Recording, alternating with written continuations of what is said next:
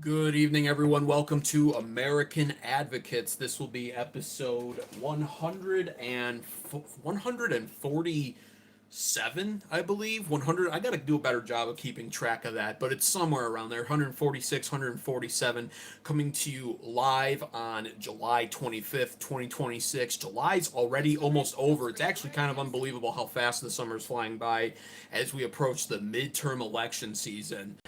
But here we are, July 25th, 2026, episode 147. Diane wants to know, who's the girl? I'm lost. Oh, you mean this queen right here? And as a guy who's not a simp, I hardly ever refer to women as queens, but my God, we're going to be talking about this queen right here. Unfortunately, it's not going to be good news. It's a lot of bad news, actually. Um, but there's a lot to go over. In my opinion, it's going to be a landmark case, or at least it should be one. And there's actually some hurdles involved in allowing it to become a landmark case, mainly political ones. So we're going to go over that. We're going to go over the Shiloh Hendrix case and the fact that this woman was found guilty over freedom of speech usage. Long story short, but we're going to go into all of the details. It's a travesty of justice, and it highlights just once again the significant issues plaguing our country currently, and really highlights the actual issues that politicians should be focusing on. This is the way I'm going to cover this. First of all, I'm going to go into unprecedented level of detail for the court case, which is not what you're going to hear on many channels. You're not going to hear the details of the court case and how they played out. I'm of course going to do that for you guys so you can understand just how outrageous it was. But then afterwards, we need to talk about it. It needs to be said in a certain way here that I'm also not really hearing too many channels fully go into. They're of course they're outraged over this. They're outrage farming over it, and fine, rightfully so. It's how YouTube works. But there actually is a lot to discuss when it comes to actual issues of our society, and it is all reflective of this court case and how it played out. Additionally, we're going to go over Iran once again. There's a lot to discuss once more in Iran, including what looks like my prediction about boots on the ground being imminent finally coming true. It looks like we are really getting close to that being finalized in the Middle East. If you've been following this channel for any time, you know I made that prediction literally on the second day of the war. Or the second day or the second week, but I think it was the second day of the war, literally. March 1st or 2nd, I literally went live and said, hey, I just strategized this war in my head because I'm a genius like that, and I literally titled the video "Boots on the Ground: Why Boots on the Ground is Imminent in Iran." And it really does look like this will be the instance now that Trump uses to perpetuate that, push us forward into that situation where we go all in on Iran, or as close to all in as is politically viable, because on this channel I've covered the actual hurdles with a full-scale ground war invasion and how that's political poison. But there is going to be, it looks like, some sort of opening created here in the Middle East soon for troops to actually deploy in Iran and take it to the ground for ground force fighting. So we're going to go over that at the end of the stream. But first, be sure to like the stream if you haven't already as you come on in. Double tap your phone screens, hit the thumbs up button. It's free to do. And it really does encourage YouTube's algorithm to push this show out to more people who need to see it. It's also completely free on your part. There's a lot of you in the chat. You're cheap goyim. You can't afford your super chat tariffs down below, and that's not a bad thing necessarily. We're all struggling in what will be possibly a great recession coming our way, economically speaking. But liking the stream is free to do. Also subscribe, especially if this is not your first time being here. That as well is literally free to do. And before we get into all of that, just a quick update. I was really looking forward to having the actual full studio set up for this weekend. And I guess what's happening right now, I'm waiting on the final package arriving for the studio here to shift this from a cell phone vertical live stream to both a vertical live as well as a horizontal YouTube live with better production quality. And quick update on that, I'm waiting on the final piece of the studio by mail, and apparently there's these Canadian fires up in the Northeast, and my package is caught somewhere in Philadelphia, and it hasn't moved. It's a small package. It was supposed to have arrived already, and it is literally just not moving out of Philadelphia. So now we're aiming for Monday. It was supposed to be Friday, Saturday if it was late, Thursday if it was early. Now it's just late, and it's looking like Monday, and God forbid if it's late another day, I might have to, as I get a little older now and age out of my 20s and I'm in my 30s now, I might have to start being that kind of a guy. I might have to call the Philly post office and be like, hey, yo, what the fuck's going on up there? I'm just kidding. I'm not gonna grief the post office workers. But little update there. We really are pushing forward on this show, and next week it's looking like this coming week. Then at some point you're going to see a transformed show soon. But otherwise, let's get into this again. Like the stream if you haven't already. So the Shiloh Hendrix case. This is ridiculous here. And if you're not familiar with the case, like one of my founding members on this channel, Diane, she says, who's the girl? I don't know. I don't know who this girl is. Well, I'm going to give you the origin story of all of this. This case took place. It wound up receiving nationwide attention around summertime of last year, actually, because on April 28th, 2025, Shiloh Hendrix, at the time she was 35 or 36 years old, a mom, wound up bringing her child to a local playground somewhere around Rochester, Minnesota, up in Minnesota. And as the story goes, and as we find out later on in the details, she brings her child to the park. Her child's playing. She's sitting down. She's planning on it being a long enough period of time where she has refreshments and drinks in her purse, like any good mom has, including like a Capri Sun drink of sorts for her kid. And according to Shiloh, essentially what winds up happening at this park in Minnesota is an 8-year-old Somalian child winds up kind of sniffing around where she's sitting with her purse and eventually attempts to steal the Capri Sun out of her purse that she had brought for her own child, not to share with third world brown immigrants at the park. So this Somalian boy winds up stealing the Capri Sun drink out of her purse and makes a break for it. Shiloh chases down this 8-year-old Somalian boy and retrieves her property back, takes it back. And allegedly, in the process of doing this, it's not caught on camera, but I believe it's pretty much caught on camera, her admitting she did it, so we'll take that as final. She takes her property back and scolds the Somalian boy, the 8-year-old Somalian boy, and calls him the N-word, the racist N-word. The one that I would, if this was a Rumble stream, I would just say it, but obviously it's YouTube, so it's the N-word. She calls the 8-year-old Somalian boy the N-word, and gets her drink back and basically goes back and sits down after scolding the child. Now, outraged by this, a full-grown Somalian adult man, at the time he was 30 years old, I believe, winds up approaching Shiloh Hendrix and confronting her over the use of the slur on camera. He winds up pulling out his phone, actually, and recording this confrontation of Shiloh, where you can see Shiloh grabbing her child, sensing, as women do, the confrontation. Women don't like confrontation publicly, not typically anyway, especially not with full-grown men at a playground. She grabs her child on camera. You see this. She's holding her child, and it seems like she's really kind of trying to walk away from the situation. She's continually moving away from the grown adult man, who was also Somalian, by the way, and she's trying to avoid the conflict overall. She attempts to walk away several times, but the Somalian man, the 30-year-old Somalian man, winds up chasing after her multiple times while recording her on his phone. And he's hounding her about her use on the N-word. Did you really call? He says, you really used that word for a little boy? Is what he basically says on camera. You really called that boy that word? And sensing that he's going to keep pressing her on this, clearly, Shiloh winds up basically owning up to it. Pretty confidently, actually, which is probably why I refer to her as a queen on this channel, because she just owns it. She goes, yeah. She literally responds something to the effect of, yeah, well, if he's going to act like one, then yeah, he is an N-word. And she says it. And the 30-year-old Somalian man, flabbergasted by this, basically starts stuttering a little bit, can't believe that she just openly, shamelessly says it, and basically says, well, that's hate speech. That is hate speech. And you can be reported for that. And we'll see what the internet thinks about you, he says. From here, the Somalian man obviously winds up holding true to that threat. He posts the footage online and it goes extremely viral. So viral that Shiloh Hendrix last year winds up getting nationwide attention because of the footage. This actually leads to numerous problems that have arisen in Shiloh Hendrix's life. She wound up being obviously doxxed. We know her name in full now. We know pretty much everything about her life, where she lives. Her address was leaked. And as a result of this, with all of her personal information being doxxed, she wound up actually finding herself in a position where she was fearing for her life and for the safety of her child. And at the time, I distinctly remember this.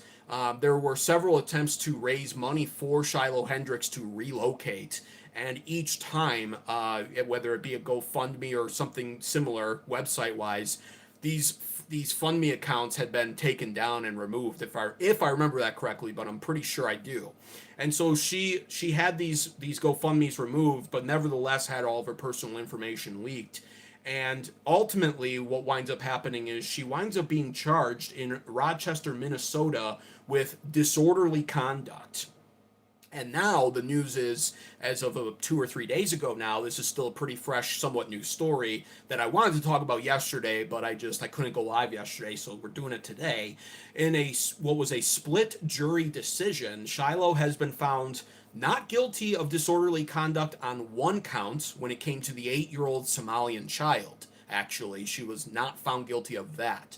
However, another count of her disorderly conduct against the 30-year-old Somalian man at the playground who recorded her, well, it turns out she's been found guilty of that by the jury in a split decision.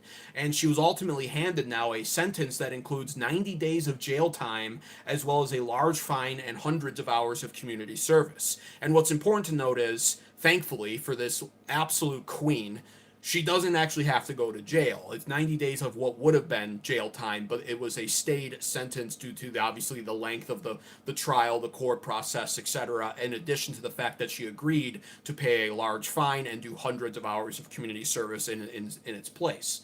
So she's not actually going to jail, thankfully, but she is, that was her sentence. And this has gone viral now as well because many people are rightfully outraged about this. A clear and distinct violation of the First Amendment, obviously on display right now. And in my opinion, this makes Shiloh Hendrix now the new Rosa Parks. She is now the Rosa Parks of our generation. She is a stunning, stunning example of a woman who had her rights violated and got punished in the process now.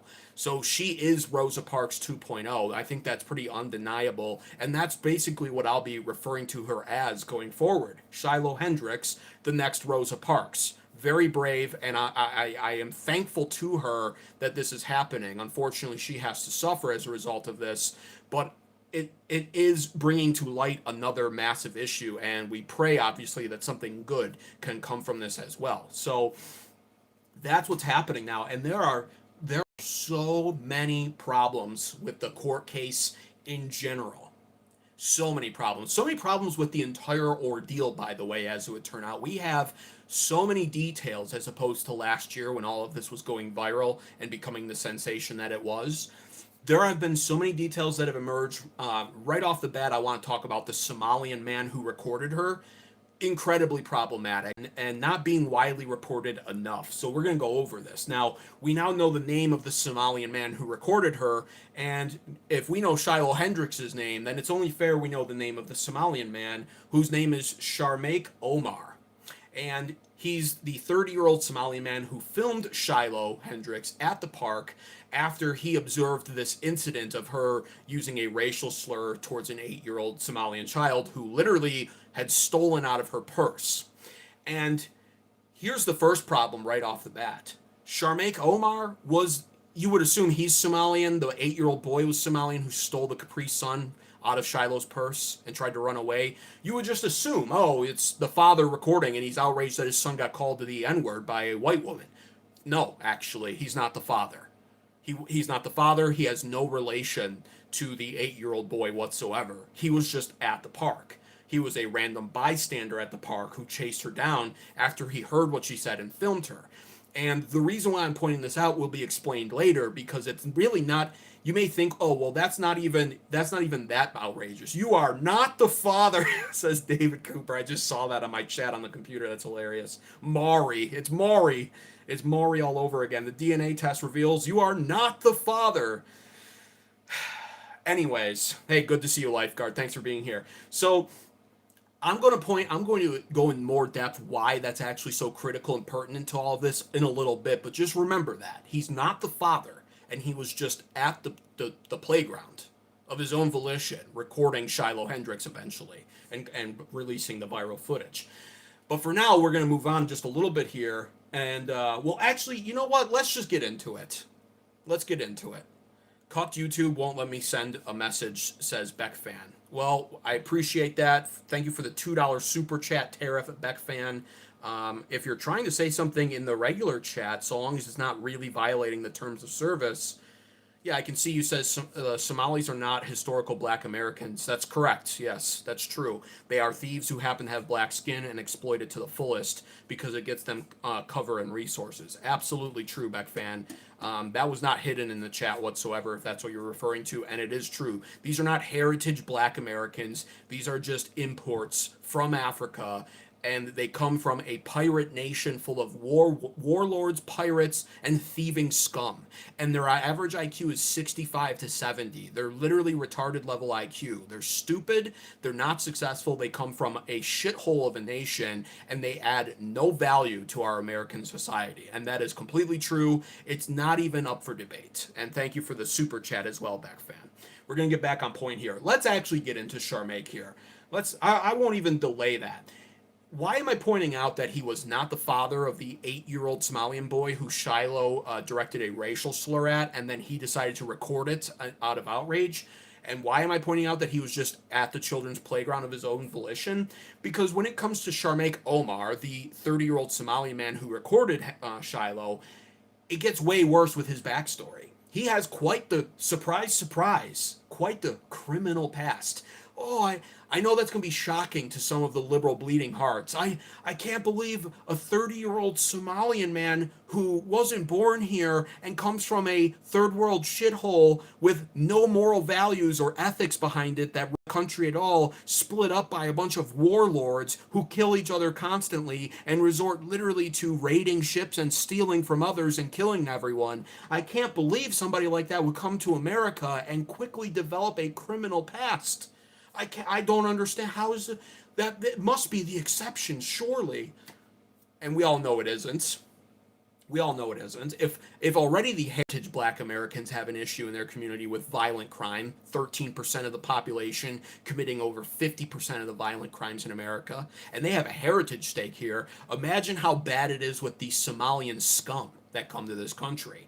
And Sharmaik Omar is a prime example of this virtue signaling whore of a Somalian man who was outraged at a use of a racial slur, which I'm sure the Somalians never use those ever. He comes here, and as it would turn out, he's got quite the criminal past. In 2020, he allegedly threw a rock at a car in a moment of rage, and ultimately wound up battering the 16-year-old driver of that vehicle who was on a learner's permit. He assaulted and battered the 16-year-old driver and wound up being charged for it in 2020. And the worst offense that he has on his record is not even just the fact that he comes from a third world country and throws rocks at cars and beats up minors. No, when it comes to minors, he does even more sick and perverse things. Because after that incident, about 2 years later in January of 2022, Sharmaik Omar wound up, allegedly at least, raping a 16-year-old girl with a friend of his. In 2022, he was charged with third and fifth degree criminal sexual misconduct for allegedly raping a 16-year-old runaway foster girl alongside another man who was his friend and also a Somalian. the story goes as follows. January 2022, a 16-year-old foster care runaway girl for that matter, wound up encountering while on the run Sharmaik Omar and his friend Mohammed Hussein Omer while on the road running away from the foster care. The two men wound up offering her a place to stay for the night, which she accepted, having nowhere else to go, obviously. So they then, instead, after welcoming her in, decided to hold her captive for 2 days, where they raped her and took her shoes away so that she couldn't escape or run away. And despite the fact that the victim at the time had promptly filed a formal statement when it came to the rape about the assault, prosecutors and the Minnesota courts took about 3 years in total to finally get around to charging the men for the rape and attempting to then move forward in prosecution with a trial. And by this time, the rape victim, was now 19 or 20 years old. She was a legal adult and had already aged out of the foster care program, meaning she had left the state as well. She moved out of state. And as a result of this, she didn't want to face the inconvenience of having to go back to Minnesota. She had aged out. Perhaps we can never understand what goes through the minds of a victim like this. It's a tragic event. And while we wish she would have pushed forward on this, she ultimately chose not to. Probably out of some form of convenience. She wasn't in the state anymore. It's a tragic memory she perhaps didn't want to relive. I'm not here to state her case or why she didn't do it, but ultimately she refused to testify after waiting 3 years for the case to move forward at all to begin with. As a result of her refusal to testify, the Minnesota courts opted to quickly dismiss the case against Sharmaik Omar, saying they were dismissing it in the interest of justice. That's literally written down. And just a few months after this case was ultimately dismissed, from 2022 to 2025, it was dismissed. Well, it was April 28th, 2025, where Sharmaik Omar, a alleged possible child rapist, was at a children's playground. Why would that be? Why was he there? And not only was he there, but then he uploaded a clip that goes viral of Shiloh Hendrix using a racial slur, and he's all of a sudden outraged over that. So that's an important detail to remember, and we're going to revisit that in a second here, but I just wanted to point that out because I don't hear enough people covering that when it comes to the guy that recorded the footage, but that's who Sharmaik Omar is, an alleged child rapist. I mean, the girl was 16, but she's a minor. And in addition to that, he throws rocks at cars and beats up these 16-year-old minor drivers on a permit as well. Then he's at a park and hears the N-word and decides it's the end of the world and that this is just so outrageous. And he's the one that reports Shiloh and uploads the footage. So just wanted to point that out here first. Like, you got to see it. That's the first problem in all of this. A Somalian man, by the way, Sharmaik, immigrates here to America. This is really just the biggest problem with third world immigration to begin with, and why we literally should have a 0% third world immigration rate at all. In fact, our immigrants should only be coming from European nations and maybe some Indo-Pacific ones from time to time as well.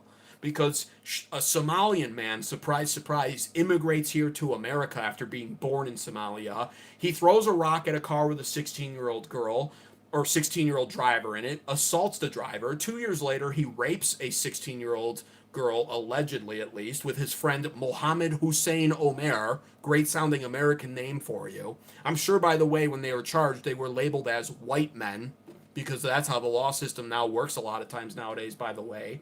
And months after the case is dismissed, he finds himself at a children's playground. It's a prime example of the third world immigration.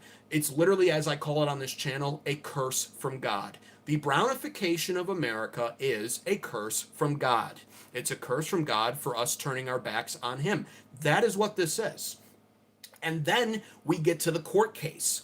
And this is where we really have only just begun to get into the problems. Because that the whole Sharmaik Omar thing is a massive problem, and I'm not even done talking about him. We're gonna, at the end of this segment where we're talking about this, I'm gonna be bringing him back up, so remember the name. He's the guy that recorded Shiloh Omar and uploaded the viral footage. He's the guy that raped, allegedly, a 16-year-old girl and allegedly assaulted a 16-year-old driver on a learner's permit after throwing a rock at their car. And we're going to be talking about him again on this channel in just a couple of minutes, because I'm not done with the problems with him. But as we move into the court case, after Shiloh Hendrix is charged and by the prosecutor and it's going into the court case, we have other massive issues here. Tons of them. Not only, and it really does come back to the whole curse from God thing, because not only is the brownification of America a curse from God, not only is third world immigration a curse from God and a massive problem in this nation that shouldn't be allowed at all, and we should receive no immigrants from these countries. But in addition to that, I've also mentioned on this channel and in my Sunday sermon streams about how female leadership is also a curse from God. So would it surprise you to find out then that the judge who presided over Shiloh's case was a woman, Judge Krista M. Daly? That's who presided over the case, a female judge. Surprise, surprise.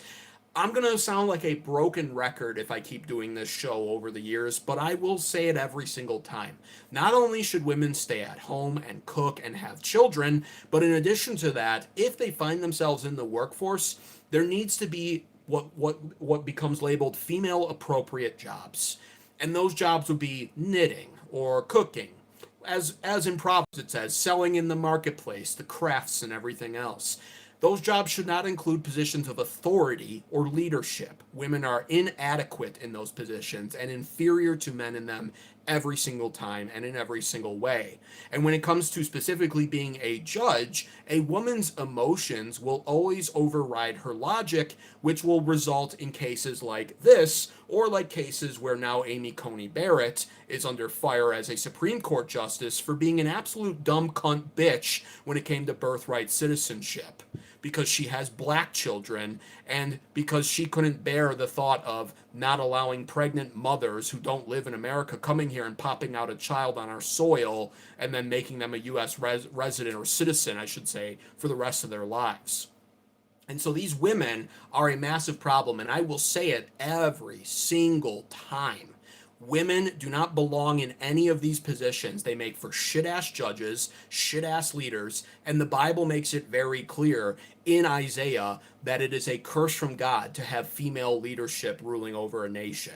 It even says that they will cause us to be led astray. We will err in our directions and in our decisions, all with female leadership, all as a curse on a nation that turns its back from God. And now we're seeing it rear its ugly head again, Judge Krista M. Daly. And here are all the egregious decisions that Judge Krista Daly made throughout this case. I got all of it down for you. It starts really with Shiloh Hendrix's lawyer. His name is Brian Corrales, and he seems to have, rightfully so, immediately motioned for the court to dismiss the case before the trial could even start. Why? Well, for the no-brainer reason that the N-word is protected speech. It's under the First Amendment, the right to free speech. It shall not be infringed. I know it doesn't necessarily say that in the first, but all of our amendments, all of our constitutionally amended rights shall not be infringed. That includes what many, including Sharmaik Omar, the 30-year-old Somalian man who recorded her, that includes what many would refer to as hate speech, which you can call hate speech what you want to call it. It doesn't all of a sudden make the First Amendment null and void. And this actually goes back immediately. I'll draw this distinction once again for the sake of it before I forget to. This goes back to women again, by the way. Women inherently are not pro-free speech. They will say they are if they believe they're conservative, but in truth and in actual application, women are seldom, if ever, actually true free speech advocates. Again, because they're overly emotional and they're wrecks when it comes to emotions and hurt feelings. And so they will say it from a logical standpoint when their emotions aren't triggered, but the second that they're the victim of this, where they have to experience mean words, is the second they craft all of these cutesy liberal terms, even if they're conservative. Terms like verbal assault, or terms like hate speech crime, criminal speech. They're all for it. They're all for censorship because women don't like things that hurt feelings. They are more social, they play the social dynamic of society in a much different way than men. And so this goes right back to that problem. Women hate free speech. Remember that. Now, back on point here. The First Amendment protects this speech, always has, and it always should. And so Brian Corrales basically motioned Judge Krista Daly, the female judge presiding over this case, to dismiss the case before trial because it's First Amendment protected speech. However, of course we know, spoiler alert, it's not really a spoiler, Judge Daly denied his motion. She argued back that the words could be construed as fighting words that could have caused an immediate breach of peace at the playground. And this is literally stupid on this dumb judge's part because here's the actual classic fighting words test definition from a court case in 1942, Chaplinsky versus New Hampshire. It can't just be any word that pisses someone off. You can say anything you want even if you know it's going to make someone angry. That's what free speech is all about. I'm using it right now. I can see all of the hidden messages in chat from the people that can't handle this. I am using my free speech, and there's nothing you can fucking do about it, you powerless scum swine, pig-ass bitches. See how free speech works? There's literally nothing you can do about it. Not a thing. You are powerless as you sit there and chat, moral fagging over my narrative right now. You can't handle it, and guess what? I love that you can't handle it. I love that people are getting pissed off. All of the swine in chat. They can't handle it. Especially the ones, like Howard Clegg talking about Canadian. In Canada, we throw them in jail. Well, guess what, bitch? We're not Canada. We're the most powerful nation in the world with the most free people, at least for now, in the world. And that's free speech. I can say it. It can make you mad. There's nothing you can do about it. These are not fighting words. I'm just giving you a dose of reality. I'm calling you a swine, pig, bitch, because that's what many of you in chat are. And for the ones that aren't, you should like the stream right now and prove you're not. Double tap your phone screens, hit the thumbs up button. It's free to do, and it helps encourage YouTube to push this show out to more people who need to hear my incredible free speech. We got to wake some people up here. But under the classic fighting words test from Chaplinsky versus New Hampshire 1942, it cannot just be any word that makes someone mad. It can't just be a word that pisses them off. The words have to be accompanied with some sort of action, meaning face to face. You're up in someone's face, you're talking shit, you have violated their personal space. That would then categorize it in many states as actual assault, by the way. And a lot of people aren't aware of this and should be. Assault doesn't actually have to ever get physical. In many states, you can assault somebody simply by making them feel threatened. Battery is usually the part that's associated. It's assault and battery because it means you assaulted them by threatening them, making them feel threatened, and then you battered them by actually following through. So Chaplinsky versus New Hampshire 1942, fighting words. The test for fighting words can't just be a word that makes you mad, has to be accompanied with either face-to-face confrontation, or the words have to be spoken in a threatening way, or the words have to be actual threats themselves. And that is where free speech is all of a sudden not protected. You can't just go up to somebody and say, I'm going to kill you, for instance. That is not free speech. It's not well, you can say it, but you're not protected under the First Amendment anymore. You're not allowed to do that. And rightfully so. We have to keep society civil. So, I am all for, I'm a free speech absolutist on this channel for the most part. No spam, obviously. No harassment. No threats. Because that's what's within reason. We have to be civil to some degree. So, but what we do know is Shiloh did not fit the description of threatening, speaking them in a threatening way, uttering threats, going face to face. And we know this because she's on fucking video.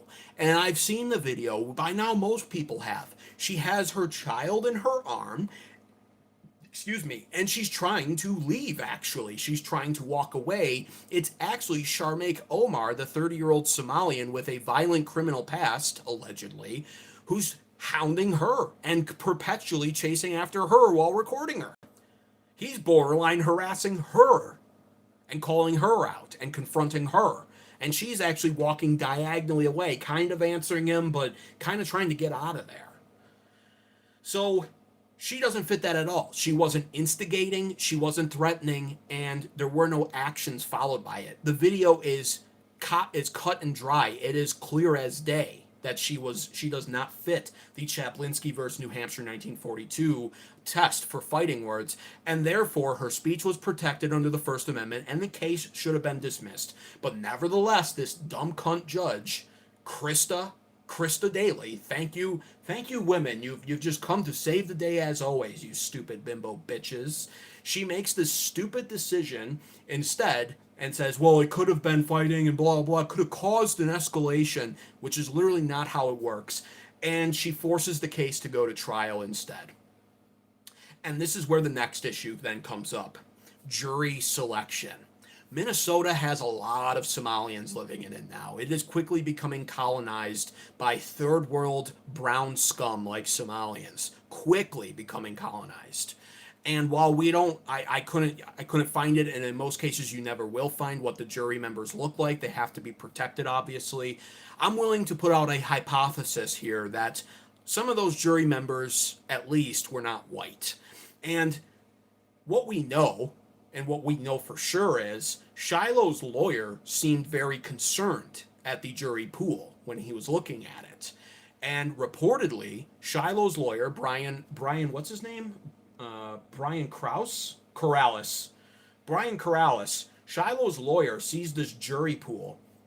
And what we do know is he seemed concerned at the jury pool and attempted reportedly to ask the potential jurors a very important question. That question was, did they view racist speech as criminal? It's a qualifying question. It's very important, actually, because, again, racist speech is First Amendment protected speech. And so it should be a disqualifier if any juror was there and said, yes, I do. Because that's inherently anti-First Amendment. They should be disqualified based off of prejudice or possible prejudice. However, this is where that dumb cunt judge, Krista Daly, rears her ugly head once again. Her bimbo female bitch-ass censorship head. And she steps in and actually blocks Shiloh's attorney from asking the jurors this question. According to the reports I read, she insisted that the jurors only actually need to promise that they would follow the law as she instructs them. Now, Brian Corrales, Shiloh's attorney, argues back that this promise to follow the law as the judge instructs wouldn't actually be adequate to catch the jurors whose personal and political beliefs may make them automatically treat slurs as illegal, which is, again, not the stance of the First Amendment, obviously.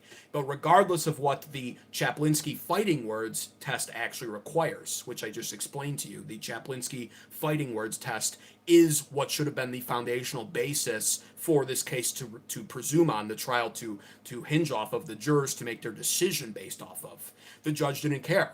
Krista Daly basically stated, I don't care, we're going forward, you can't ask them that question. And they basically started with a jury pool of what were originally 35. They filtered it down to 8 jurors. Surprise, surprise, 5 of whom were women and 3 of whom were men. And that's another issue. Then there's the actual trial process. And obviously, I think it should be obvious. I'm going to say it. It's of my personal belief, at least, that this case was an absolute sham to begin with. This female judge, Krista Daly, I think clearly went into this with the intention of ruling against Shiloh Hendrix. The way this plays out, and I'm going to keep going into the problems, and you can make this decision for yourself, but I think it's very clear she had no intention of this playing out any other way, and we're going to get into some of her actions during the trial that I think really vindicate my hypothesis on this and confirm what I'm saying to be true. But it's clear cut to me that the circumstance, truthfully, should have been, like I said, immediately dismissed on First Amendment grounds. Should have been a no-brainer. Should have never even went to trial. And the fact that the judge insisted on it going to trial and then prevented Shiloh's lawyer from questioning the jurors an appropriate question is already bad enough. But it got even worse than that. We're going to keep getting into it. Give me 1 second. I'm going to sip some water. Like the stream if you haven't already. Please double tap your phone screens. Hit the thumbs up button because it's free to do, and it does help encourage YouTube's algorithm to push this show out to many more people who need to see this. Free on your part, you cheap goy scum. Just like the stream. Move your fat fucking fingers over your phone screen and double tap it. It's that easy. I don't understand what the problem is. There's a lot of dead weight watching this show right now. A lot of dead weight. You got to pull your own weight around here. You got to pull it. You got to like the stream, and you got to subscribe too. You should be subscribing. You should be watching this right now and thinking, my God, I've never seen somebody more charismatic. I've never heard somebody speak more fluidly and efficiently. I've never heard somebody cover the news like this and provide such an incredible analysis. You should be liking the stream. You should be creating second accounts to like the stream. Let's get into this. It got even worse. Shiloh's attorney in the trial, after the jurors are selected, Shiloh's attorney, obviously, rightfully so, winds up basically attempting to object to several different issues during the case, at several different points in time, actually, as well. This is really where we see how much of a cunt this judge, Krista Daly, really is, according at least to Shiloh's attorney's accounting of the case after the verdict. Because according to Shiloh's attorney, the judge not only didn't handle these objections well, but she actually acted in a behaviorally shocking way every time. Like, it's crazy, actually, if what the attorney says is true. He reports, Shiloh's attorney, that Judge Krista Daly first, during at the point in time when he was trying to object, she first attempted, according to him, to every time he did object, she was pulling the prosecuting and defense teams out of the courtroom and into her private chambers every single time Brian Karolaus, the attorney for Shiloh, tried to make an objection on the record. And the significance of this is to actually keep his objections off the record. And the reason why she would want this we'll also revisit later on, but it's sinister. It's very sinister. But we'll get to that in a minute. Knowing the importance of stating the objections on the record, Brian Karolaus would deal with the teams and the judge in her private chambers. They'd then be sent back out to the courtroom. The judge's reasoning for this, according to what I saw, was she didn't want to continue. She didn't want to keep going down the road of sidebarring, which is essentially the process that ruins fluidity in the court, I guess. I don't know how she looked at that, but then think going into the private chambers is any less interrupting of an interruption. But she didn't want them approaching the bench constantly to argue in the courtroom, probably because she didn't want to risk the attorney's objections being heard or overheard by the transcriber or anybody else in the courtroom. But that's just a theory on my part here. So that happens, and essentially here, hang on 1 second. Yes, okay. So essentially, she does this. Her attorney, Brian Karolaus, he knows the significance of this. So after they exit the judge's private chambers, he gets back out into the courtroom, knowing that his objection was now argued in the private chambers, but not heard by the courtroom transcriber. I can't remember what you call them, but it's not on the court. It's not on the official court logs now. It wasn't on the record. So he objects again, as he should, by the way. He wants his objections on the record, which can only be accomplished if he's in the courtroom, not in the private chambers. So he objects again, according to him. And he knows the importance of this. So he basically does this, and he tries to restate his objections in the courtroom to ensure it's on the record. And according to Brian Karolaus, Shiloh's attorney, this is when we essentially see Judge Krista Daly resorting to tactics like talking over him during his objection. He states he needs to make an objection. She gives him the go-ahead. He starts stating the objection. According to the attorney, she talks over him in an attempt to basically interrupt the courtroom transcription, which will make it very hard to decipher and read. That's my opinion, but that's what's happening. So this happens. Then Brian The attorney for Shiloh says he would still attempt beyond this to keep stating his objection on the record despite the various interruptions from the judge, where she's literally cutting him off during his objection. I don't know if you've ever watched a public court case, by the way, but the judge seldom really interrupts a lawyer in a moment like that. It's important to clearly hear the stated objection and reason, and then the judge responds. So, ridiculous. He says he still basically would try to object despite her interruptions, and this is when he says that at that point, Judge Krista reportedly winds up screaming at him, shouting over him to ensure his objection can't fully be heard, and as he still tries to continue, he then says that she wound up basically threatening the attorney, him, with a contempt of court charge. And that is why Brian Karolaus, after this verdict, was outside the courtroom in front of the local news in Rochester, Minnesota, referring to this entire verdict as a travesty of justice and calling Judge Krista's courtroom a circus court as well as a monkey court, he called it. But it still gets even worse from here, because there are two infuriating facts about how this trial played out as well that you also need to know. It's not even just the massive interference from the dumb bitch judge. Women shouldn't be judges ever. This is why. But it gets even worse. Shiloh's attorney, Brian Karolaus, has also now referred to this case as an appellate nightmare. Appellate, I believe is how you say it. Appellate nightmare. And why is he doing that? It's because his attempts to object on the record were continually talked over, shouted over, silenced with threats of contempt of court, or forced to be made in private chambers without the court transcriber being able to log it. This is terrible, and this is why I said it was sinister what the judge was doing, because what happens then is, since his objection to this case they weren't accurately recorded most likely, now appealing this court case is going to be incredibly difficult. Obviously, everyone is calling for Shiloh to appeal it, move it up the court rankings, essentially is what you would call it.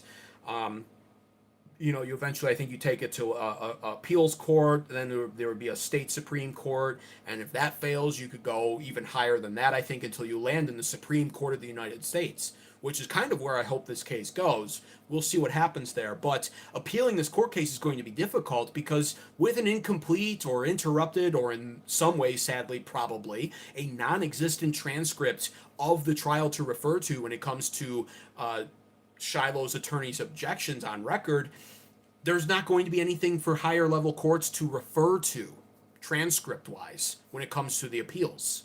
And that makes it difficult enough it's just difficult enough to appeal a court case, by the way. Now it's going to be even worse. And the problems with trying to get this higher up are going to manifest in that way. That is why Judge Krista Daly literally interrupting and talking over the attorney while he's trying to object on First Amendment grounds or whatever else is sinister. She knew what she was doing. Make no mistake about it. This sinister, evil bitch judge knew exactly what she was doing. And now it's going to be a nightmare for Shiloh and the attorney if they want to try to at least move forward with appeals. And that's really going to be up to Shiloh. We're going to have to see what decision she winds up making here. But nevertheless, I hope it goes in front of the Supreme Court of the United States. And even then, I want to point this out as well. First of all, Supreme Court of the United States hears less than 1% of these kinds of cases annually. So that's going to be a ridiculous task in and of itself. But second of all, because this one does have nationwide attention, so I actually think it has a better chance than most of actually making it there. But the real problem with that is, and I made mention of this earlier, will it matter? We just saw the birthright citizenship case fail miserably because of the women judges. We have now seen this case go awry because of a female judge and a mostly female jury. This is supposed to be cut and dry, free speech, First Amendment protected speech. It should have been dismissed immediately. It wasn't. It then went to trial. The judge sabotaged it, basically, on purpose, without a doubt, in my mind. And now it's resulted in a guilty verdict for a white woman because she used First Amendment protected speech. What will the Supreme Court do? Take a look at the Supreme Court. Look at how birthright citizenship ended. There are how many women on the Supreme Court? And how many of them ruled or voted in favor of birthright citizenship as it's defined currently, as opposed to Trump's executive order? Well, all of them, actually, including the Republican one, Amy Coney Barrett. Would this really fare any better in front of the Supreme Court, or would it play out the same way? Because the problem with Amy Coney Barrett is she's adopted Haitian, black, brown children. And we already know Amy Coney Barrett clearly doesn't care about conservative values when it comes to her emotions overriding that. So I just want to point that out. A lot of people are holding out for that. I am too. I do want it at least to become a Supreme Court referenced case, but it's important to be realistic about this. And again, goes back to the problem in America, women. Women need to stop finding themselves in positions of leadership, authority, and especially on these benches as judges. A judge is a position for a man to have, not a woman. Here's the second infuriating issue, too. And this is the hypocrisy of this entire case. It goes back to Sharmaik Omar. The criminal record, I went over it with you just a few minutes ago. I said, remember the name, remember the criminal record. Violence in 2020 with Sharmaik Omar, the guy, the 30-year-old Somalian who recorded Shiloh and confronted her on using the racial slur, Sharmaik Omar. Well, he has the criminal record. He threw a rock at a car and then assaulted the 16-year-old driver of the car afterwards, allegedly. He allegedly raped a 16-year-old teenager minor girl, runaway foster care girl, in 2022 with his friend Mohammed Hussein Omer. You have to ask, of course, why was he at the park to begin with if that's one of the charges that he had to his name? I guess Minnesota doesn't really care if potential rapists are hanging out at children's playgrounds, especially because Sharmaik Omar was not the father of the 8-year-old Somalian boy who was called the racial slur by Shiloh, as I pointed out. But secondly, here's the hypocrisy. As I explained, Sharmaik Omar got his court case for his alleged rape against the 16-year-old foster care runaway teenage girl quickly dismissed as a result of that teenage girl having to wait 3 years for the prosecutors in Rochester to finally bring charges on to Sharmaik Omar and Mohammed Hussein Omer. It took them 3 years in court to bring charges on them. By that point, the 16-year-old runaway foster care minor teenager had become an adult, a legal adult. She was 19 or 20, so she aged out of the foster care program and moved out of state. She didn't want to testify. She refused to testify, in fact, despite making an official statement about the crime when it happened. She refused to testify. And because of that, the Minnesota courts, like I said earlier, quickly dismissed the case for Sharmaik Omar. They dismissed it in the interest of preserving justice, they even said. Like a spit in the face to Americans. So why am I bringing that up again? Well, first of all, it took them 3 years to even bring charges to Sharmaik Omar after being accused of rape on a minor. With Shiloh Hendrix, the incident happened on April 28th of last year. They sure moved quick when it was a white woman with her white child at a playground in Minnesota using a racial slur, which is First Amendment protected speech.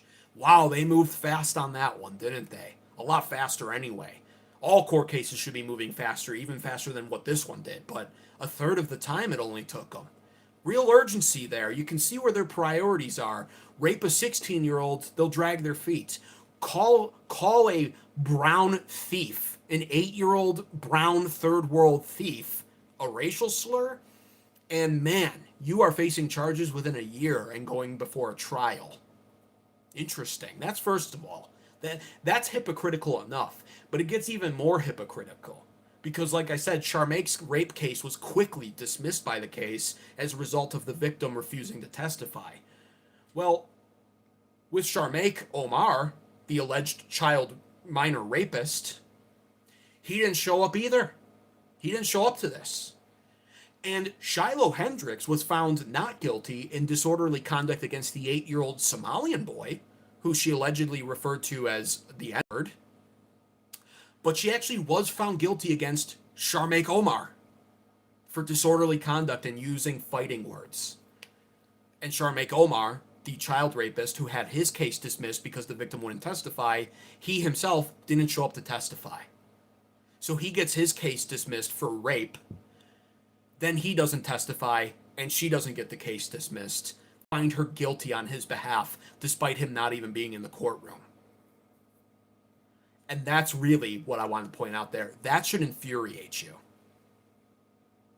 That is ridiculous. That is replacement theory on display with the most egregious of double standards, while all being enforced and promoted by a woman. I don't know how it gets any more biblical than that. We are in Deuteronomy 28. We are being replaced with third world brownification. And we have females in positions of authority and leadership who are causing us to err. Isaiah chapter 12, verse 3. This is where we're at right now. And this is why Gen Z men in general are so far extreme on the right wing nowadays. Why we are longing for something, and by we, I'm a young millennial. I'm technically not Gen Z, but I'm right there with them. And we want something way more politically extreme in this country because it's getting to a point where we're just going to need it. The politicians on the right wing, I'll be waiting to see as this has received national attention already. It's gone viral already.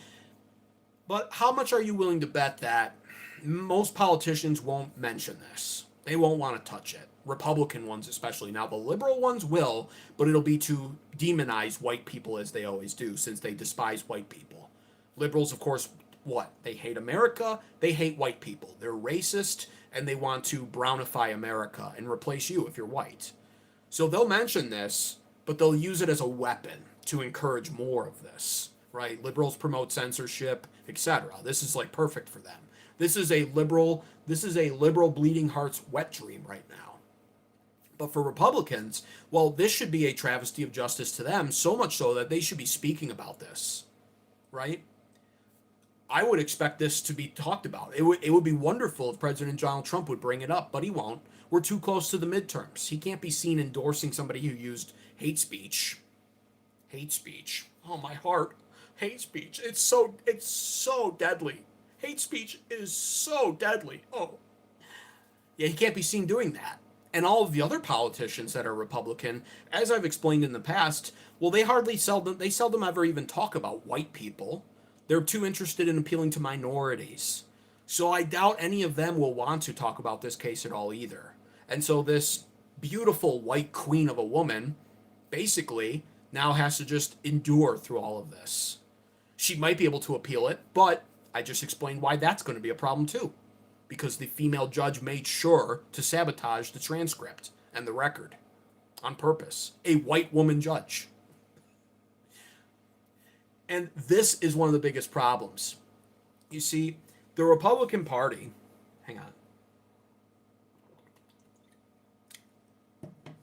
The Republican Party is going to be running on all of the wrong things. This year we're seeing it somewhat, and in 2028 we're still going to see it.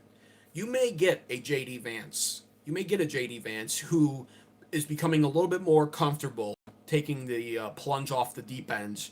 Rightfully so, not for the right reasons, but rightfully so. You may get a J.D. Vance who's going to recognize the proper messaging in all of this being anti-Israel, which is true. Our politicians need to learn this. We don't support Israel. They're Zionist pigs, and they're one of the major reasons for the downfall of America. And we need to oust that influence from this country entirely. And J.D. Vance seems to have figured that out somewhat. So in 2027, we're going to hear him talk about that a little bit more, no doubt. And that's going to appeal to some Republican young men who are eager to be conservative still, but recognize that all of the conservatives are sycophant worshippers of Israel. They worship the Zionist scum. But J.D. Vance will never actually talk about the real issues. He's going to talk about Israel for sure. He's going to make references to big tech because he'll have to, because he's going to be questioned about that. It's one of the main reasons I won't be voting for him if he winds up being the nominee. But in addition to that, he's going to, of course, talk about the economy. That's going to be the main messaging for most politicians. It's going to be the economy. And as I've stated on this channel time and again, economic populism is what wins elections. It just is. Americans vote with their pockets. That being said, the order in which our politicians choose to address things is not correct. And what I mean by that is, being a born-again Christian American nationalist myself, and with many of my loyal following here, my actual regular viewers identifying similarly, I have to point this out because it's just true, and a lot of even Christians are not fully aware of this. And I do see the super chats coming in. I will get to them, but I don't want my flow interrupted right now. I usually do stop everything for them, but I'll get to them. Being that a lot of Christians don't recognize this, I want to point this out. Because the order of importance here, kind of like how we learned that stupid gay PEMDAS crap in math, parentheses, exponent, multiplication, addition, whatever. Well, the order of importance when it comes to the economy and everything else that's wrong with America isn't in the correct order when it comes to how politicians address it. So what I'm getting at here is J.D. Vance will have no problem now as we form this new order of importance of things to address. Many people put Israel first. Many do, not everybody. Many people put Israel first, then the economy, and then they'll rank other things like immigration, etc., right? Here's the actual order of importance. First of all, obedience to God first and foremost, which is why I keep saying on this channel, we are a nation now cursed by God because we've turned our back on him. But really what I want to get at is, yes, the economy sucks for America and for young men in general. And young men don't necessarily inherently deserve that. We didn't make any nation-impacting decisions that have forced or put our economy in such a compromising spot right now. That was all the generations before us. But that doesn't change the fact that God does punish nations entirely as a whole. The rain falls on the just and the unjust. And so what you have to understand is, and if you're not a Christian, write this off, I guess, but it doesn't change the fact that it's true and that you're just a stupid idiot. Because the truth is, yes, the economy sucks, but recognize that on a micro and macro level, poverty itself is always the result of a lingering sin issue. And so, what's the sin issue here in America? Well, I would argue abortion, homosexuality being two of the most prominent ones. But of course, also, the curse that comes about as a result of that is third world immigration, the brownification of America, which is being done deliberate. It's replacement theory, but it's also part of a curse that God has bestowed on us, the female leadership also. So I just want to point that out because they're going to talk a lot in 2027, conservatives will, about immigration, but they're going to soften immigration. They're going to talk about the economy, and the economy needs to be fixed. But truthfully, it's not the root of the problem. The economy, what many Republican pundits right now are trying to say is the root of the problem is the economy. Young men can't own anything, and therefore, young men are mad, and they're becoming more socialist. So right-wingers are becoming more national socialist. Left-wingers are becoming democratic socialists. They're concerned. The polling is showing this, actually, that socialism is now at the teetering mark when it comes to beating out capitalism with young men under 50. The tides are turning because crony capitalism has failed. Boomer-con crony capitalism sucks ass.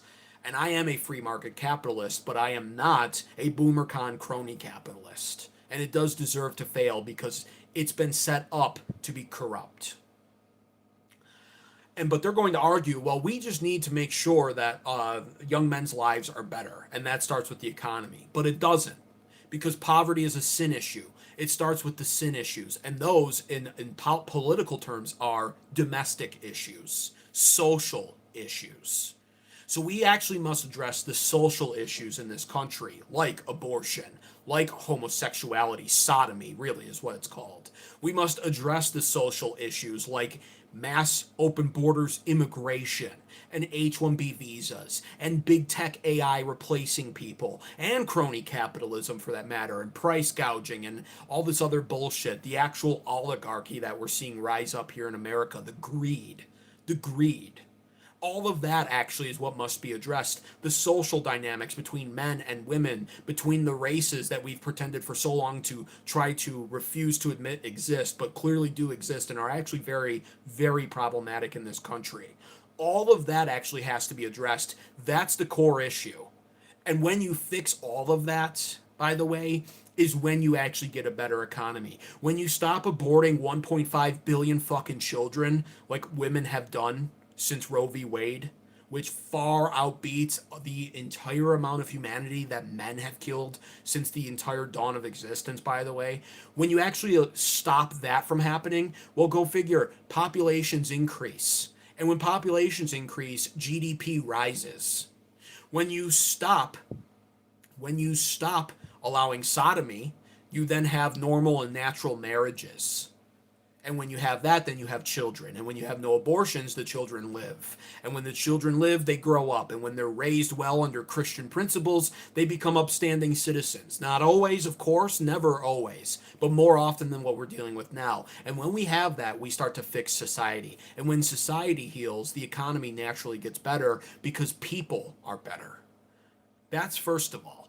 Then immigration. That's a sin issue, by the way. Immigration is a betrayal to one's own nation, and that is disgusting, treasonous, and sinful. It needs to stop.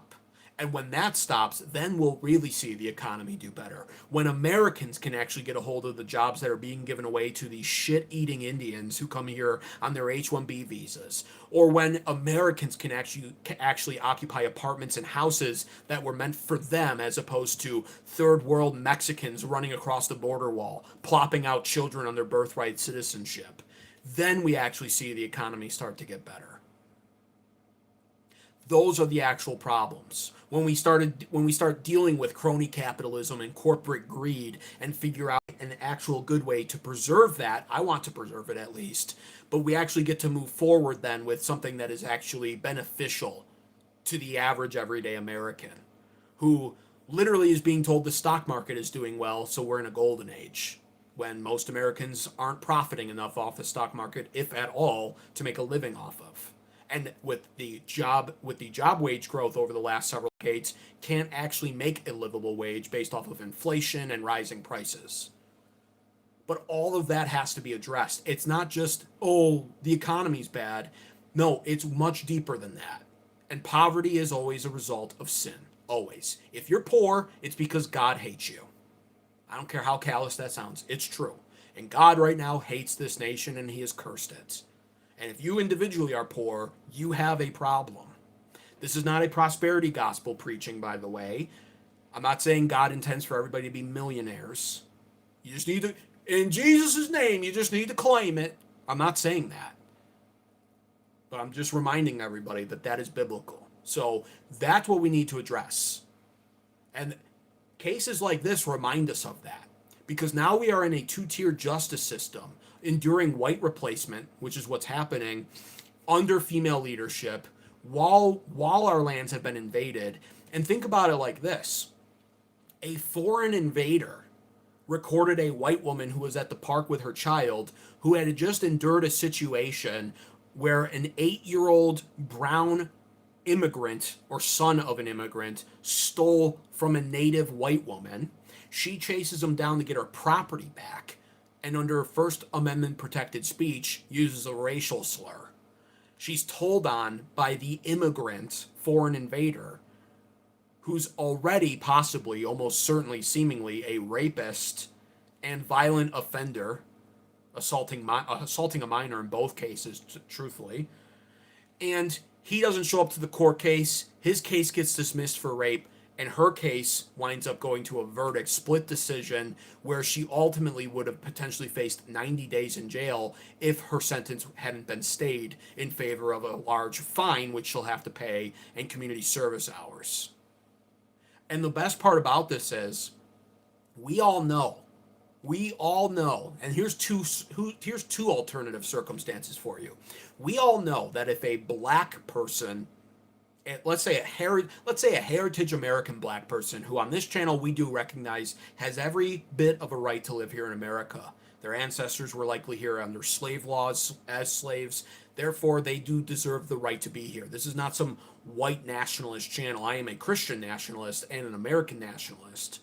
But an American is defined as somebody who has, in my opinion, been here with a traceable generation, like heritage that goes back 4 or 5 or 6 generations or more. And that does apply to many black people. So let's just say, because, and by the way, the reason why I even want to make this a comparison, an alternative comparison at that, is because black people are affected by this. Heritage black Americans are affected by all of the same stuff as we are. This is not special. This is not special to white Americans. The economy sucks, affects us. Indians replace black men who live in America and were born here as well.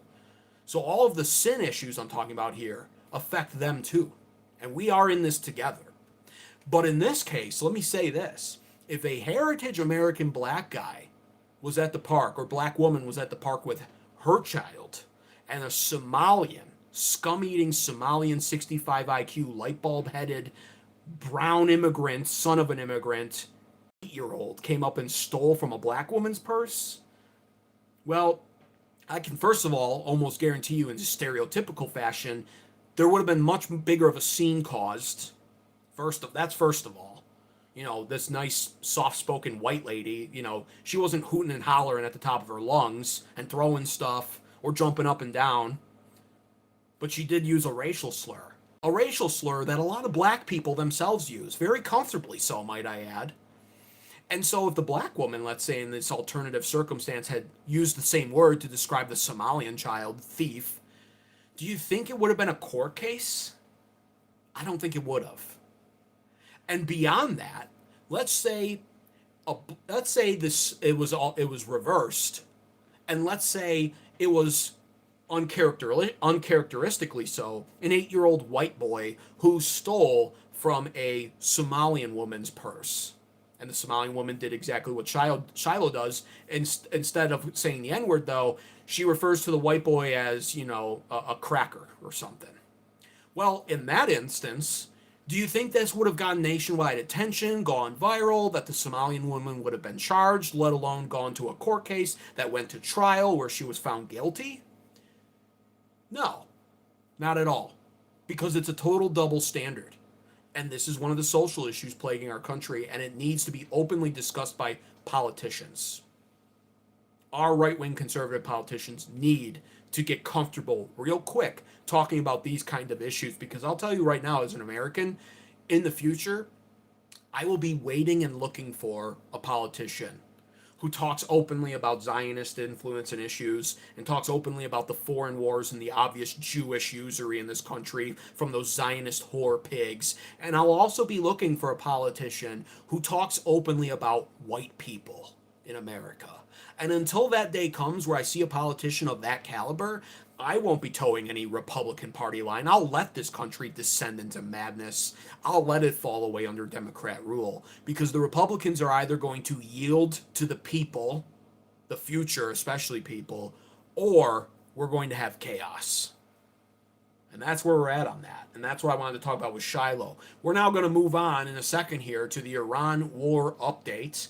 Be sure to like the stream if you enjoyed that segment there. Double tap your phone screens, hit the thumbs up button. It's free to do, and it does encourage YouTube's algorithm to push this show out to more people who need to hear messaging like this. Also, subscribe for more content like this. I go live most nights of the week. I usually say every night of the week, but it's been a little spotty lately. But tonight I had a lot to talk about, so wasn't going to take 2 nights off in a row. There actually was a lot to talk about here.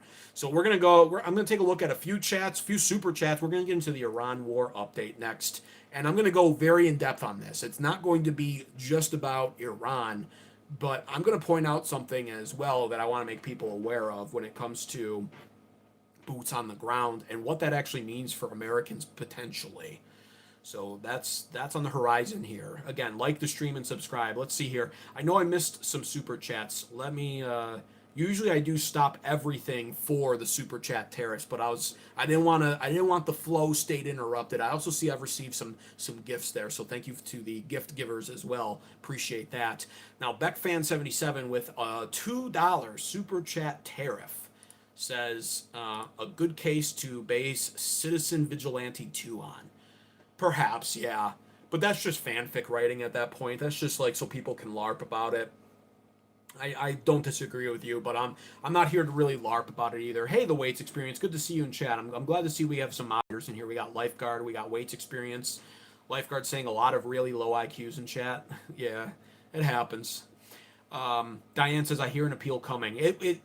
Diane, it definitely an appeal is definitely coming, or hopefully coming. Right? It's actually not definitely, but hopefully. However, I explained. Hopefully, you were here for that. I explained why that's going to be so problematic. Sweaty thumbs down here in Florida. Tell me about it. The heat is crazy, but I'd rather have that than the cold. You know. Anyways, Citizen Vigilante 2. Yeah, the whole LARP thing, I totally get, but at the same time too, like, the vigilante stuff. Obviously, where I stand on that from a serious standpoint. We do base off we base justice here in this country off of Romans 13. It needs to come from the government, not from vigilantism. But it would be definitely it would make for some good fanfic where you could just go back and right the wrong. Totally understand the sentiment. Also, we have another super chat tariff from Beck fan. Give me one sec. $5 super chat tariff from Beck fan, and I do appreciate the support, man. Seriously, thank you for that so much. Helps the channel out immensely. And he says the other point we need to hammer home from cases like this: kill the theory that female leaders mean better treatment. Exactly. Yes. Yeah. Not to go off on too much of a rant here, but what is this notion even that women mature faster than men and that women are the nurturers? Hello, women literally kill their children because it's inconvenient to have them. They literally spread their legs early and say, please go in there with tongs and rip that thing apart and yank it out of my uterus for the love of God. I can't imagine having a child at 24 years old. I am too young, they say. I am too young to have a kid at 22. Please kill the child in me and yank it out piece by piece. That's the nurturing sex that matures faster? Yeah, I don't think so. I think time has really proven that sentiment to be literally completely wrong. It's men who oppose abortion, and it's definitely seemingly men who mature a lot quicker. So this whole female leaders means better treatment thing, no. And Beck fan, I actually know your origin stories from you being a regular viewer. You're in the psychology field to some degree, and I've studied psychology a lot in my free time. It is actually the women who are most prone to abusing their position of power because they otherwise are not instinctually used to having it. It goes without saying, if you find yourself with a 5'5", 120-pound king, he's going to probably be a tyrant. Many people would think he'd be a loving dove of a man. He's small, he's tiny, he looks innocent. No, that's going to be your tyrant because he's never had power, because he's short and skinny and tiny and insignificant. And now he has the most powerful title possible on earth, king. Meanwhile, you would expect, or at least he would look like, a 6'4" Brock Lesnar, 280-pound Hulk of a man. You would expect that to be the tyrant. He would choke people on the throne, and he would just behead everybody, and he'd conquer the world and everything. A lot of times, they're the ones that make the good kings. They already know they don't abuse power the same way because their social status has been different. They're not stepping into something significantly different, and even if they are, they're disciplined. They handle it differently. That goes with men, let alone a woman, who literally should never hold the position to begin with. And this has been studied at length in the psychology field with women. In fact, it's nursing home abusers are women. They abuse patients in the nursing homes all of the time. And you can read the reports on it, the criminal reports, the psychology reports, all of it. And that is what they do. So yeah, better treatment from female leaders? No, actually. It's almost more guaranteed to be the opposite and worse. But yeah, thank you for the $5 super chat tariff there, Beck fan, and I do appreciate that a lot.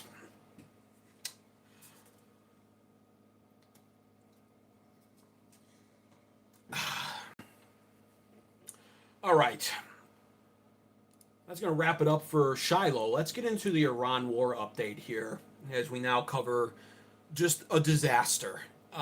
It's a disaster. It's not getting better. Yeah, like and subscribe, says Bill DeSmet. I appreciate that. Yes, like the stream, double tap your phone screens, and subscribe for more. Let's get into the Iran war update here.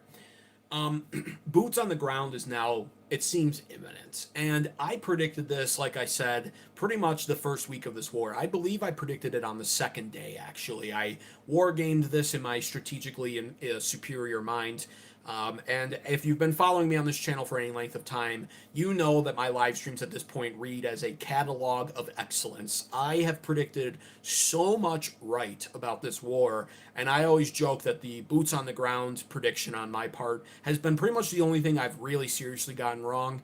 And even then, I've always admitted that I'm only half wrong because, unfortunately, though I want to be totally wrong on it anyway, I've always said, it looks. I still had this feeling it's going to be imminent. The strategy and the attacks on the region and how this can play out, really, in my mind, every time I've thought about it strategically, it just always ends one way, which is boots on the ground, knowing that a nuke would just be preposterous to use, but so would also just pulling out of the region, which is what I actually advocate we do on this channel if Trump were actually smart when it comes to war. But clearly, he's an idiot. And so we're not going to pull out of the region because it's too much of an optics loss for the Trump administration. And instead, what we're getting is resumed attacks on Iran now. And what we have seen now is 2 weeks of consecutive strikes on Iran, which is now it's now officially beat out the record in Iran when it came to striking them consecutive days. And that record, of course, that I'm referring to is February 28th through the first week of March, where we struck them for several days in a row as well. And so we've been striking them now for 2 consecutive weeks. And here's the deal. In the first week in Iran, we struck them to an insane degree, truthfully. It's not actually reported enough how much damage we did to Iran, but we hit nearly 14,000 total targets in Iran. And we basically did so with the intent of bringing about Persian liberation. We wanted regime change, so we wanted to kill the regime and then open up a path for the Iranians to rise up and overthrow their government. Neither of which scenario happened, though we did decapitate the regime. That's the proper terminology there. As I explained also in the first week of this war, it would be a Hydra monster. I said that term multiple times. The first few days of the war, I said it's a regime change from above. It never works.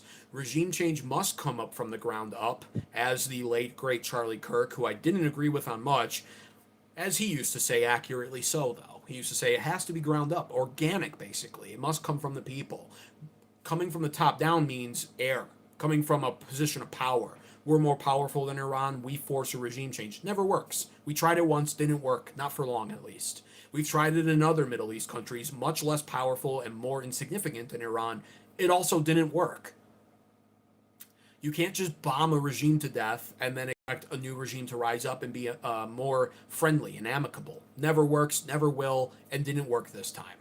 We have more hardliners running Iran now as a result, with the son now, Moshtaba Khamenei, the son, being even reportedly more extreme than Ali Khamenei. And reportedly now, some of the reports indicate that Moshtaba Khamenei is now talking about disregarding his father's old-time in place fatwa of Iran never pursuing nuclear power. The reports are indicating that Moshtaba Khamenei wants revenge. We did kill his entire family in the strikes pretty much. His wife, his daughter, and his family, his father, all dead. So he wants revenge according to reports, and he's thinking about basically pushing Iran towards developing a nuclear warhead now, as we've received some of these Israeli intelligence reports that I don't suggest or don't fully trust, I should say. I don't suggest trusting them. We've received indication from Israeli intel that they have possibly moved a lot of their centrifuges and nuclear facility components under Pickaxe Mountain, which is double the depth distance-wise under the mountain of Pickaxe than Fordo, Isfanhar, and Natanz were that we bombed pretty successfully on Operation Midnight Hammer last summer, 2025. So they want to even push for a nuke now, so the urgency increases even more in the region. And that all happened in the first week of the war, basically. You now fast forward past multiple failed ceasefire periods, which on this channel I've always told you were only ever meant to be reload periods. I've been saying that since the ceasefires were announced. That's what they were. They were reload periods. That's all they were. Because it's evident now that that's what it was. I'm vindicated in saying it and analyzing it that way. We have been bombing them for 14 days now, and we're still not stopping. So now we're back after all the failed ceasefires, after the MOU that read like a surrender document that I told you would be always the avenue it went down. I literally said it's JCPOA 2.0. That's where Trump's going to take it. And then after I read the MOU, I recognized that, wow, this is actually a terrible deal for America. That was something I couldn't have foresaw. I thought Trump would have worked out at least a slightly better deal than that, and he didn't. We were about to be taken to the cleaners on that deal. It was a complete surrender and capitulation to Iran. And a part of me as an American nationalist is almost happy that that deal is basically scrapped because it was embarrassing. So at least we don't have to follow through so far on any of that bullshit.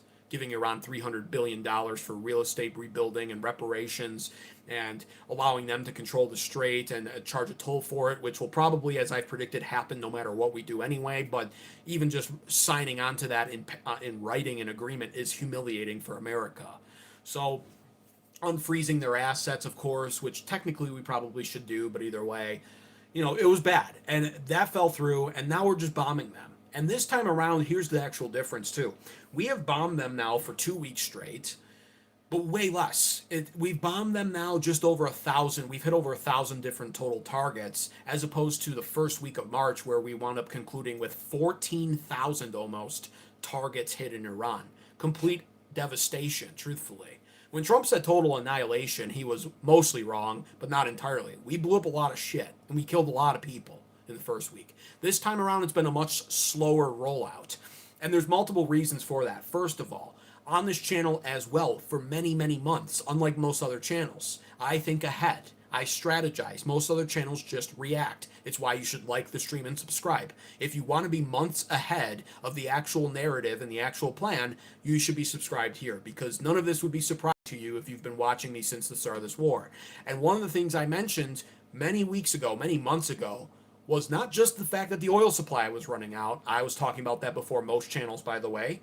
But in addition to that, I started tracking, or at least trying to find credible reporting on our munitions, our armaments, our actual military stockpiles when it came to missiles and weapons and interceptors, Jazz rockets and Patriot interceptors and Tomahawk missiles, etc.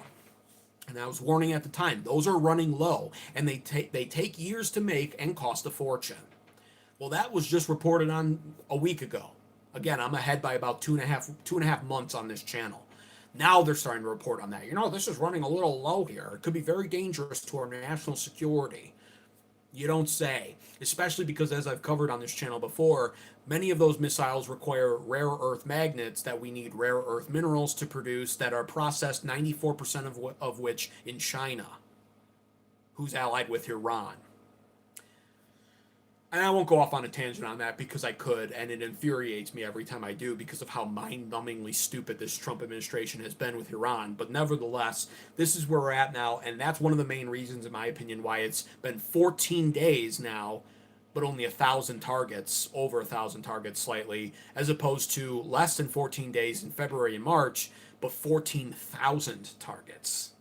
It's because we're running out of shit. That's first of all. But second of all, we've been very concentrated, as I've pointed out many, many times on this channel since March, really since May and June, when we were bombing them again and going tit for tat with them. I pointed this out, and Howard Clegg, my senior targeting officer, Chief Warrant 4, 39-year Army veteran in chat, will remember this because he's been backing me up on my analysis in almost every time and telling me I've been spot on. He'll remember this assessment. I said this. When the ceasefires were beginning to be broken and when the MOU looked like it was going to be scrapped and we were going tit for tat, they call it, with Iran, I pointed out the significance, the geographical location significance of our strikes. I pointed out how we called them retaliatory and proportionate strikes, and they were anything but. Iran would strike one ship trying to pass the Strait of Hormuz that violated the MOU because Iran was supposed to control it and America was trying to bypass it. Iran would strike that ship, disable it. The crew would be rescued. The ship would be on fire in the strait. Okay, big loss in money, but the crew was safe. We would respond to that by bombing them for 2 days straight and hitting like 100 targets. It wasn't proportionate and it wasn't retaliatory. It was literally us seizing the moment to weaken them. And very specifically weaken them in the strait. We've been bombing along their coast, in the Bandar Abbas region, in Keshem Island. We've been hitting Karg Island again. We've been hitting many, many different locations. In fact, that reminds me, I shouldn't, as much as she is awesome, I shouldn't have her up anymore while I'm talking about Iran. This has nothing to do with Shiloh Hendrix now. I'm going to change that background real quick here. There's the Syriac port. We've been hitting them all over the place in the Strait of Hormuz on purpose, as I assessed many, many months ago when we were going tit for tat. It was to soften them up, which is what we've continued to do. Now, the effectiveness of those strikes, that's up for debate. In my opinion, they're not very effective. Many of our intel reports that were coming out at the time suggested that not only had Iran mostly rebuilt, but in many cases our strikes weren't even that effective to begin with 30 out of 33 of their total missile launch sites lined up along the Strait of Hormuz here being rebuilt or having never been destroyed to begin with, and therefore were fully operational. Their missile stockpiles that we attempted to destroy, turns out at least 75% of them were still fully intact and usable. So we have not been that effective with our bombing to begin with, and then we were trying to soften them up, which I think probably has worked only slightly. We've taken out radar stations, but they rebuild them. They even set up decoy radar stations to draw our fire, which then becomes an expensive waste of munitions on a fake station, or on a real station that they laugh about or at least don't care that much about, because while radar stations are important, they're not the most important when it comes to controlling the strait. The radar stations are great for detection and everything else, and we kind of do it to remind them that we don't want them controlling the strait, but ultimately they can control the strait without a radar station. And the radar stations, if they're used for detecting our strikes, it doesn't matter that much because there's not much they can do to actually counter our strikes, but they can just endure them because of the geography and topography, most importantly, of the region, as I've explained in detail before. So that's all happening right now, and these 1,000 strikes now that have been carried out over the last 14 days are also being deliberately done once again in the Persian Gulf region on their coastline in the southwest part of Iran. It's very precise, it's very intentional, and the reason why it's being done is because we, in my opinion, are arriving to the final destination point that we were always going to arrive to with this Iran war, that I predicted we would arrive to on either the second day or in the second week, very early on. And that's boots on the ground. It's done now. If it wasn't going to be the MOU, which was my other prediction, and it did come true, and then my prediction about its fate came true, it's disintegrated, then it has to be boots on the ground. Because again, a nuke is preposterous. A nuke is literally preposterous.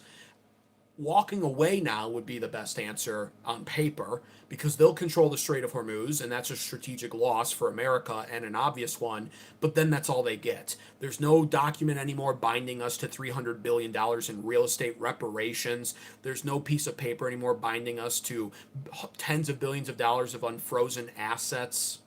None of that. So we actually wind up not really giving Iran much of anything if we walk away. But the problem is, it is a defeat for America. Trump's ego won't allow for that. And truthfully, most leaders who view themselves rightfully so as the face of a nation, they can't actually tolerate that. They just can't tolerate it. So it's now going to go in the direction I've always predicted on this channel. In my opinion, this is me essentially doubling down on the prediction, and I'll also double down on the sentiment that there's a chance that I'm wrong, and I really hope I'm wrong, because boots on the ground is going to be terrible, and I've explained all the reasons why, and we'll recap it in a second. So I do want to say that, but I am doubling down on the prediction that boots on the ground is imminent and likely going to be happening within the next 2 weeks. Here's what's going on. It would be in limited capacity, first of all. But we've been deliberately targeting a limited region of Iran. We're not all over the map on Iran. We're not bombing everything. You know, that's Isfahan right there. We took that out, obviously. But we're not like bombing everywhere. We've concentrated our strikes on Tehran, the capital of Iran, the large city. But then again, like I said, the coast of the Strait of Hormuz. It's for the reason that the Strait of Hormuz being controlled by Iran is a strategic victory for Iran and a massive defeat and loss for America. And since we've basically run out of options, we now have to, or at least Trump thinks he has to, take control of the strait. That's what I think is about to happen. And I've explained the strategic difficulty of doing that. I don't think it's fully possible. And if it is possible, if there is a chance it's possible, which I see, I do think I'll say it like this. I think there's a greater likelihood we can't fully control it. Because it's not going to just be a military issue, but it's going to be a duration issue. Like with anything in the Middle East, the longer you stay in that region, the worse it gets. The worse it gets, the longer you stay. The longer you stay, the worse it gets. It's quicksand. And then next thing you know, you're pulling out 10 years later, having spent trillions of dollars on a meaningless war that you didn't win, but didn't technically fully lose. But it's all for nothing. And thousands of soldiers' lives are dead, are gone. That's how this ends. But that being said, we have to control the strait because of the strategic loss element. And the biggest issues with the Strait of Hormuz is the fact that Iran controls it easily through use of cheap means. And that's ballistic missiles and land air cruise missiles, and worse yet, drones, cheap drones, which they have used more and more effectively since the MOU was scrapped. And we're talking in many cases a $50,000 drone, which is very cheap military wise, able to take out a multi-million-dollar freight ship, tanker ship, and in worst case scenarios, hopefully not, but an aircraft carrier possibly, a battleship, a warship, maybe not just one drone, but a swarm of $50,000 drones totaling to what would be $400,000 floating in the air can now take out an aircraft carrier that costs multi-millions of dollars. And that would be even more humiliating for Trump, losing an aircraft carrier or a warship, many of which cases are named after American historical figures or presidents. So we have to eliminate their ability to do that. So right now, these airstrikes, in my opinion, as I've assessed multiple times in the past, are deliberately softening up this region for the very clearly, it looks like very clearly, strategical reason of limited capacity boots on the ground. And it will have to be limited capacity because, first of all, there's only 50,000 total U.S. troops in the region currently. But secondly, many of the key strategical points that we would hypothetically take would be islands in the strait and perhaps along the coastline if possible. In fact, I actually think it's almost necessary we would take along the coast because the problem is the coast. It's a mountainous, jagged terrain of a coast, not sandy, flat beaches. This is not a vacation spot, Iran, mostly. It's jagged, mountainous, sharp granite mountain terrain, plenty of hiding spots where cruise missiles, ballistic missiles, and drones can be launched from. Many of times, by the way, they have built underground factories under those mountains as well. But we have to stop their ability to do that. If there's actually a serious plan in place to seize control of the Strait of Hormuz, which I think there is because Trump's at his wit's end now, and the global economy is at its wit's end as well, and a depression could be on the way with famines guaranteed at this point for third world countries like sub-Saharan Africa, for instance, then what we have to do is we have to control the coasts. We'll have to take key strategic points on the islands like Keshum, Larik, probably Karg or possibly Karg. And we'll have to control the coast as well and create a barrier, a perimeter inland of probably 2 to 5 miles, probably on the high end 5 miles at least, because we'll have to be able to create sort of this shield, or hate to use the Zionist term, but it's a yellow line. It's a yellow line we had to take southern Lebanon to prevent Hezbollah from attacking Israel. Well, we'll have to do that with Iran, and that will require boots on the ground. And if we do that, we can then kind of begin in a risky manner to send our naval vessels, the ones that will fit, into the strait to begin occupying it and controlling it further, and allow for the evacuation of the strait from all of the stranded tankers and cargo ships. So that's what I think is happening. We're softening up the targets now for boots on the ground. It'll be a limited capacity boots on the ground. It won't be a huge ground war. There's no political appetite for ground war. It's political poison if Trump does a full-scale ground war. But we only have 50,000 troops in the region. That's not enough for a ground war with Iran. They have a much larger military than that. They have a very powerful military. It's 1.1 million strong. So 50,000 troops is no match for that anyways. But we don't need that many if we're just taking islands and trying to hold the coast. And we'll have to do that. And this will play to our strengths on paper at least, because it's not our boots on the ground that are our strong point anyway. Our military hit its peak in the 90s. It's been getting worse ever since. And while we still have a strong military and still are a superpower, we did peak in the 90s. Those days are done. We're not as powerful as we used to be. Our military is nowhere nearly as good as it used to be. And that's especially for the boots on the ground with soldiers. No offense to the soldiers.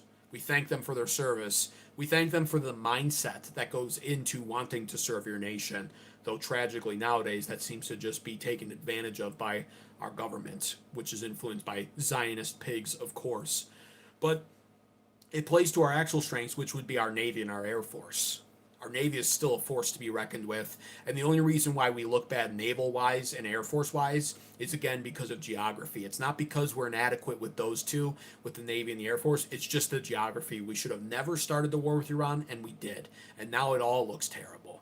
But we're not as weak as Iran's made us look to be, but we're also not as strong as Trump and the boomer cons want to think we are either. Now, the reality of this, though, is this is still a strategy. If this is playing out the way I think it is, it's basically a suicide run. And I won't go into details. I've done that on prior episodes. You should subscribe and like the stream now. And when I'm done with this one, look up prior episodes where I've assessed this. I did a whole episode almost on how Karg Island would be a suicide mission. That is still true. That is still true. Karg Island is only 11 nautical miles offshore from Iran, which means they'll have it pre-sighted for attack.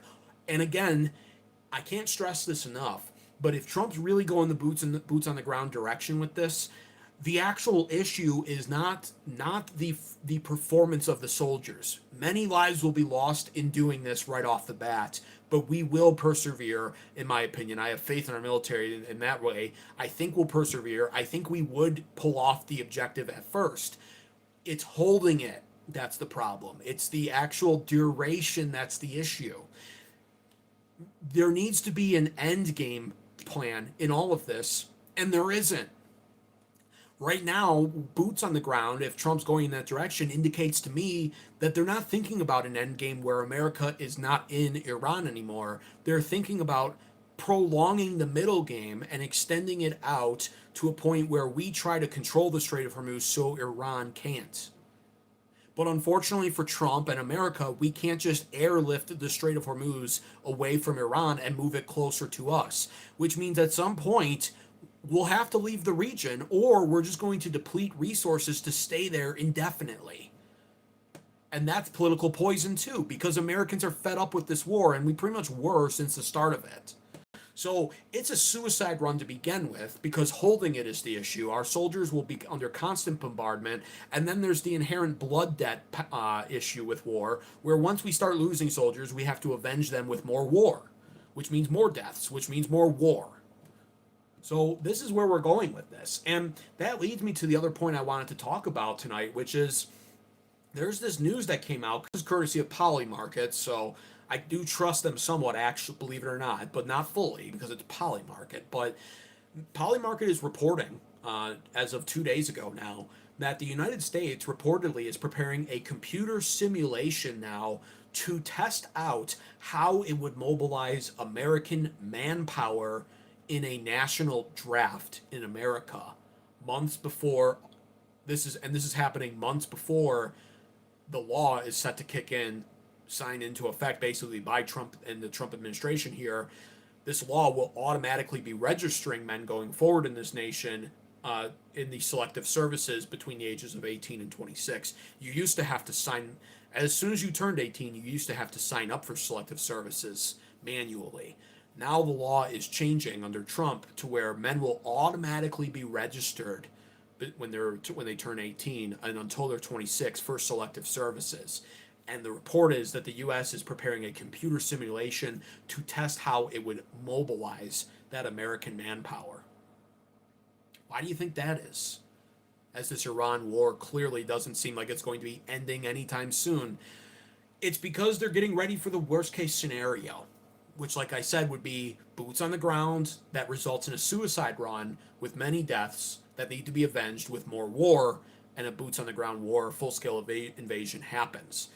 And as I've predicted on this channel before, some of Trump's actions to me imply somebody who's trying to limp forward to the midterms with some delusional hope of Republicans holding on still, which they won't. But in the Trump administration, I think very clearly, Trump himself will tell you he doesn't care about midterms, probably out of some form of subconscious recognition that it's already shot and Republicans have no hope of winning the midterms. The economy's literally worse. We're in another foreign war. It's never been more obvious that the Zionist pigs are running the show, and Americans in general are so dissatisfied with most of conservatives feeling utterly betrayed and totally demoralized. So he probably recognizes that, but the GOP as a whole will fight to the bitter end until after the midterms when it's obvious that they've lost because of the result. So they still have to try to plan that way for it and make the best possible decisions leading up to it. So I've said from the start that Trump is basically, with this back and forth ceasefire, then ceasefire, then peace strategy, not only is it a reload period every time, like I've said the ceasefires are, but in addition, he's trying to limp forward to the midterms while dragging out this war, but not committing to it fully. With there being even a 1% chance Republicans win the midterm elections, the plan, in my opinion, would then be, then you reveal your true intents in Iran after the midterm elections. And I've always said from the start, I think there would be a reality where Trump would successfully limp to the midterms while dragging out this conflict in the Middle East. And ideally for them, Republicans maintain control of Congress and of the Senate, and then Trump announces we're going to war with Iran. He would do that early 2027. Full war with Iran, with full congressional support. I think there's a reality where that would actually be the plan. It's not likely to play out that way. Obviously, I'm expecting a total blue wave and Republican defeat this November, but that is happening.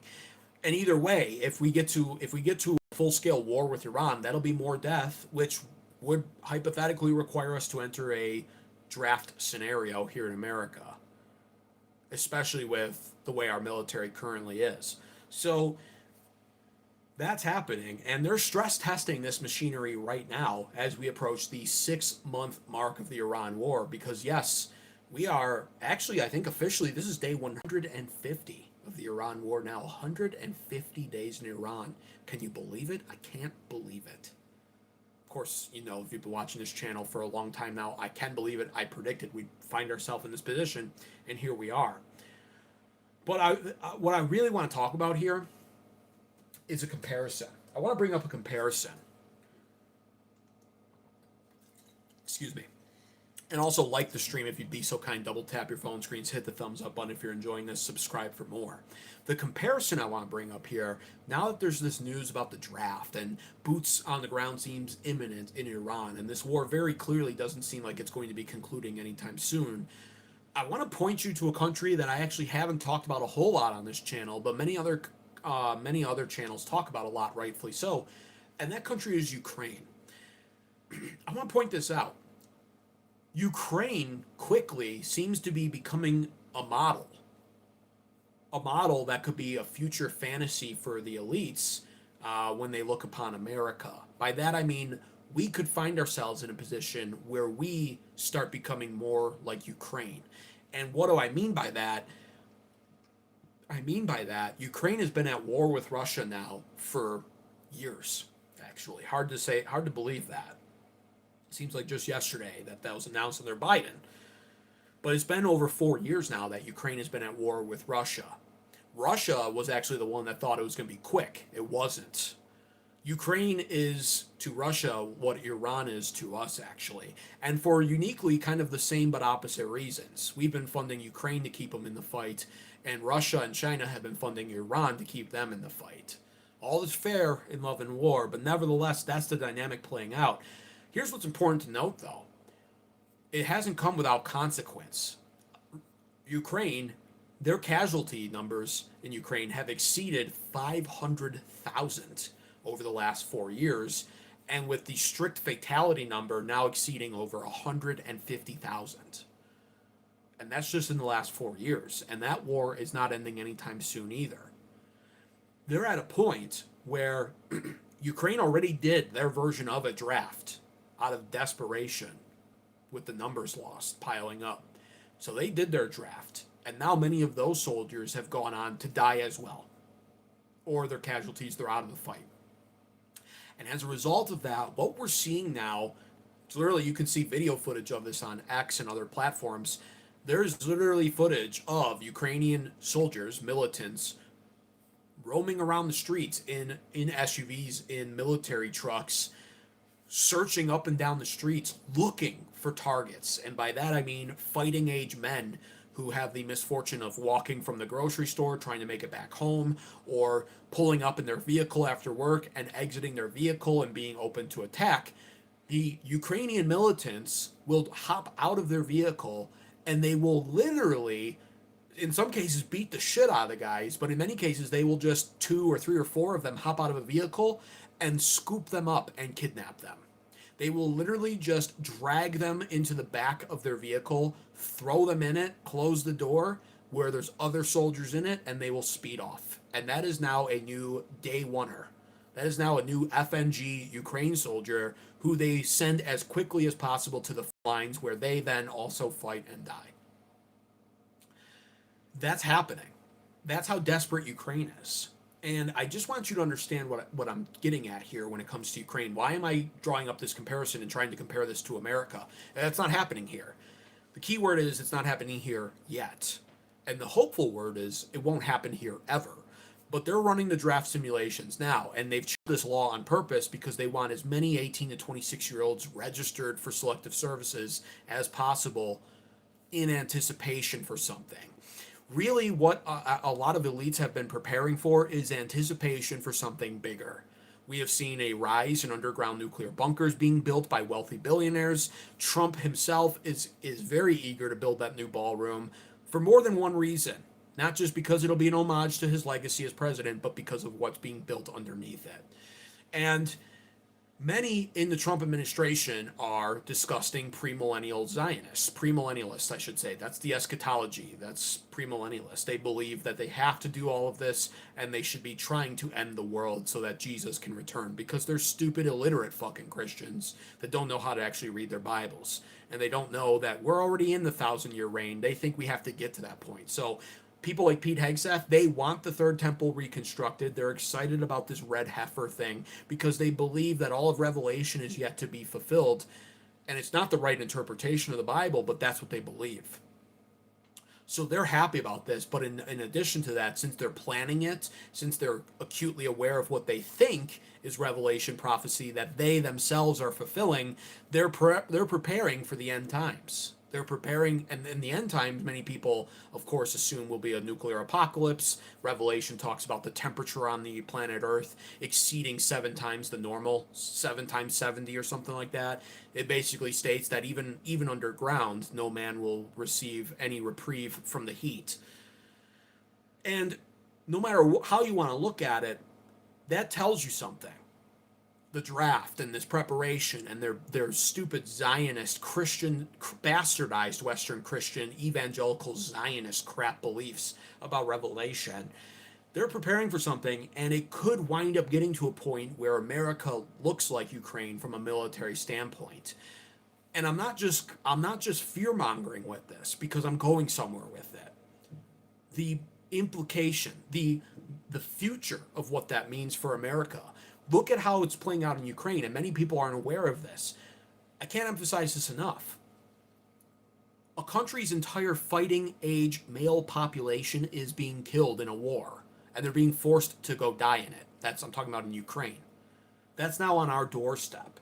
Additionally, in Ukraine, older men now are being taken from the streets in their 30s, 40s, 50s, even out of sheer desperation. They're just being taken. And in some cases, boys who may not even be old enough, depending on what Ukraine's laws are, but we're talking boys that are under 18 in Ukraine are also being kidnapped. So boys that would grow up into the most productive segment of society, men in their 20s to their 50s, are all vanishing. They're fighting a war, they're dying in a war, meaning they're never coming back. What does that mean? It means the jobs market is suffering. It means the economy's going to shit, GDP is going to plummet. And additionally, it means a lot of property owners are now dead, and the properties then are up for grabs. And what we are seeing rumors of happening in Ukraine is that many of these now vacant properties that in Ukrainian terms, the Ukrainian version of are foreclosed on. They couldn't be paid for, they're done, the owner's dead anyway. Well, they're being sold allegedly to many wealthy Ukrainian Jewish oligarchs for a tenth of the normal selling price. And that's what I mean when I say that is the wet dream fantasy here in America to have happen for the elites. And make no mistake about it, that would be the blueprint. In fact, we buffered there for a second. What is happening in Ukraine, you should look at as one of the blueprints of how the actual agenda of the elites plays out in a country and how it looks like to be in the death thralls of usury and corruption and societal collapse. And so that's what I wanted to point out here, and I just wanted to make everybody aware of that. Do your own research on it. It's not confirmed what I'm saying. It probably never will be confirmed. It took us about 50, 60 years for us to find out just what was happening in Palestine since 1948. They were welcomed into the home, and then somehow the Palestinian homes became the homes of the Jews, and the Palestinians were not living there anymore. I wonder. But I just want to point that out because it's playing out again in Ukraine, and a lot of people are not focused on that. But just understand, if they're talking about a draft here, and this Iran war thing doesn't end soon, and it doesn't look like it will, then that could be what the future is for America as well. And certainly, that is the wet dream of the elites, is to have that be the future of America. Since many of the elites are Jewish, and they look at America as a golem. So, either way, just wanted to go over that. That's all I've got to say about that, though, guys. Be sure to subscribe for more content like this. I go live every single night, pretty much. Gonna have a new studio soon, so I'll be upping the production quality on this channel quite a bit. Was supposed to have that ready tonight. Unfortunately, a lot of mails being delayed from those damned ass Canadian fires. Apparently, my package was passing up through the Northeast on its way to me. Stuck in Philly. Couldn't set up the studio. Looks like it's gonna be Monday or Tuesday now. But either way, we're in store for some big changes on this channel soon. Be sure to subscribe if you enjoyed that. Turn on post notifications so you're notified every time I go live. And also, it's not too late even right now. Just if you'd be so kind and if you really did like what I was putting out there or saying, like the stream. Just hit that thumbs up button or double tap the phone screen. It's free to do, and it does help encourage YouTube's algorithm to push this channel and show out to more people who need to hear what I'm saying. I'm providing a perspective on YouTube that you're not going to hear anywhere else. Let's just be real. You'll never hear reporting like that anywhere else. Not about Shiloh Hendrix, not about US, Iran, and Ukraine. So that's all I've got to say about that, though, guys. I will take a look at a few chats. My moderator is Lifeguard still here. He was warning me earlier. It's a very low IQ chat. A lot of swine in chat tonight, I guess. But I'll take a look and see if there's anything worth going over here. Anybody saying anything good? Oh, let's see. Quentin James says, good shit, mate. Thank you, man. I appreciate that a lot. Yeah, definitely subscribe if you enjoyed that. Would be good to have more people like you in chat. If you're actually high IQ enough to understand what I'm saying, you're the base support that I want here. I want regular support from smart people.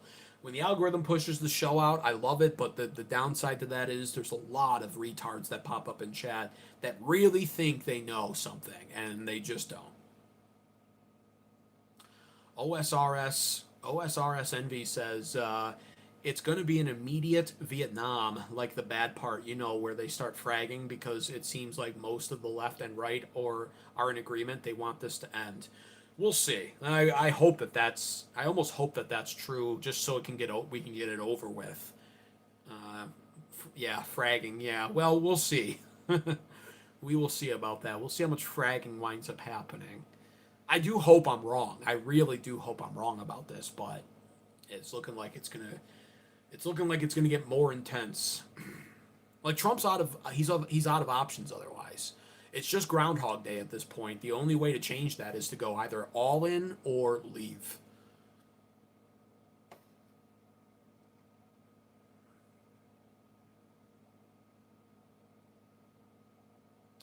Judaism isn't a religion.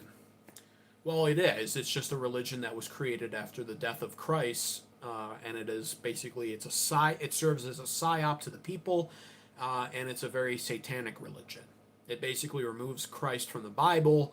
It removes the New Testament from the Bible. It practices only the strict law, and then it leaves a window open for like massive interpretation and debate.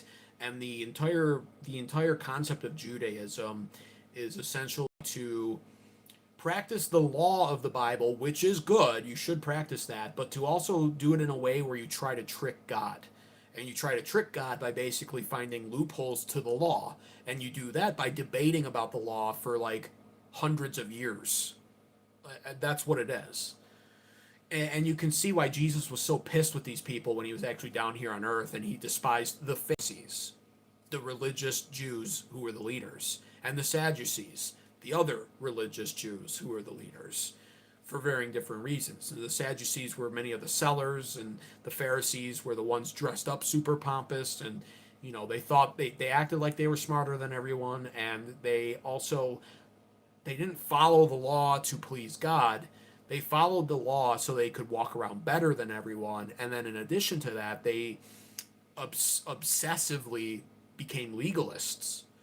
And Jesus is actually not about legalism. He's just about following the law, because the laws, if you haven't noticed in the Bible, are mostly pretty direct, actually. Like, they're pretty cut and dry.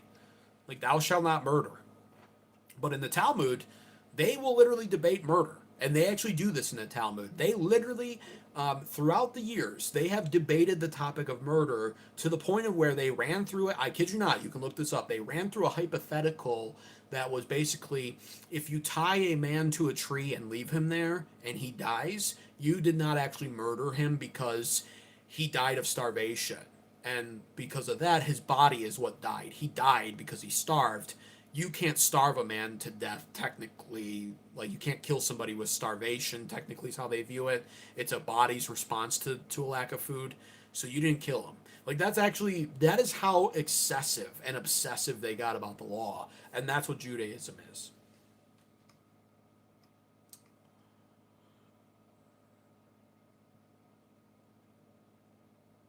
Quentin says Ukraine is getting flogged and booted on the ground. Pretty much. I mean, they put up a good fight. I give them credit. Their soldiers are pretty tough people in some ways. I can respect it somewhat as a man. But of course, you also remember we gave them like hundreds of billions of dollars in order to have that capacity. And it's not going well for them either way.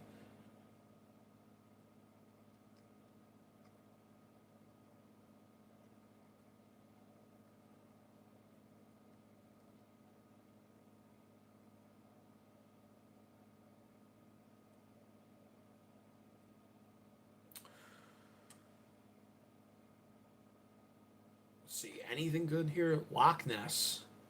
Oh, somebody in here named Loch Ness? Oh, yeah, Loch Ness Monster. Oh, that's pretty cool. That's Satan speaking, and you aren't a real Christian. Oh, that's a shame. You have such a cool name, too. You aren't a real Christian because Jesus was Jewish. Oh, man. Gotta love that. Jews weren't a thing until the 15th century. It's just a made up word. They were from the tribe of Judah. Judah. Yudin, Judah. Yeah.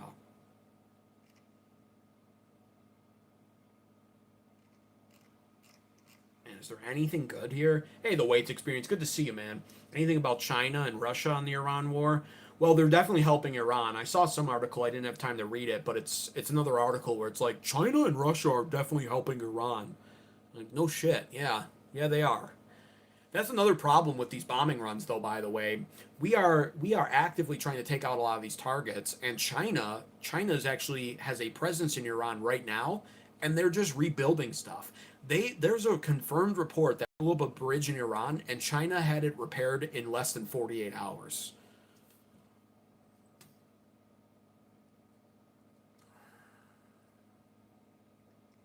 Does the host eat pork? Says Colonel. No, actually, they do not. Don't murder people.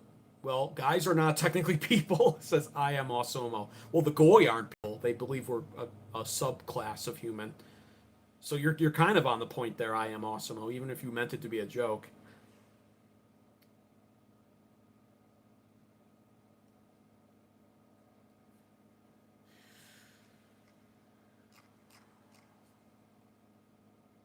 Like a bunch of ants.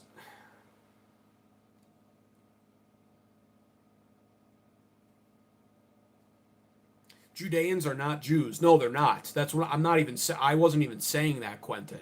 I'm saying what we had in the times of the Bible were the Judeans. It was Judeans, and we're talking about Hebrews, right? You know what I'm talking about. I'm not saying Judeans were Jews, and the Jews were the modern iteration of the diaspora. That they were they were self-adopted. Yeah, they became a diaspora, that's for sure. That's the actual important thing to remember here. They became a diaspora as part of a curse from God that he literally prophesied would come true, and it happened 40 years after his death. They were ousted from Rome.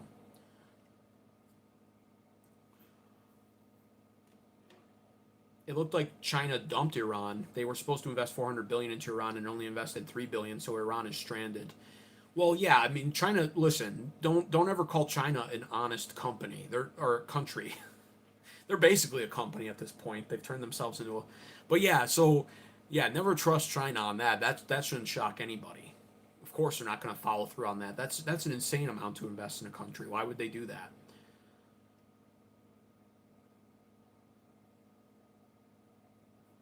Hopefully, this all won't become World War III, but I think that's the plan. I think I think there's a fracture when it comes to that. There are definitely people of sound mind and body, even people within the Trump administration. You just don't hear about it because they can't speak up right now. But there are definitely people, and then sadly some of them resigned, like Tulsi. But there are definitely people in the administration that do not want this, and they know better. But there are some really religious zealots, like Pete Hegseth, who literally, he's on footage talking about the third temple and how he wants it constructed and how Christ will come back and everything else. And he's a nut job. I didn't know he was like that, unfortunately, until obviously he got his position and then many months after that. But I saw that clip, and he's at a church. It's this nut job evangelical church. They can't read their Bibles. They don't know the historical context of Revelation. They don't have their eschatology down correctly. They literally are just this is dispensational premillennialism. And if you don't know what that is, this is really where it becomes such a problem for America to no longer be as predominantly Christian of a nation as it used to be. It should be a Christian nation with Christians who are knowledgeable, and it's not. And so many people have no clue. They don't understand why this is happening, why people are doing things they're doing, or what the reason is, because they don't know the Bible. They don't know the Bible. They don't even know what eschatology means. And they don't know what premillennialism is, dispensationalism, and if they did, it would all make sense to them on why this is happening and why it's bad, because they would know premillennialism and dispensationalism is fucking stupid. Like, people just read their Bible. This is what happens when you just read your Bible and you don't study it. Because if you studied it, you'd either be post millennial, which I think is way too sunny and optimistic personally, or you'd be an millennial, and you'd recognize that we're in the 1,000-year rule. But they don't know. People don't know. Pete Hegseth doesn't know. A lot of Christians in America are stupid evangelicals, absolutely stupid. And it goes back to the Schofield Bible. Not to go down. I'm not going to go down the rabbit tonight, though. But it goes back to the Schofield Bible. So, but yeah. Mr. Black says it. The Schofield interpretation. Yep, exactly. They literally were. They you got to give it to them. They are crafty people. And by they, it's not obviously Schofield, but Schofield was funded by the Jewish attorney. They are crafty people, man. They really are. They plan this shit out.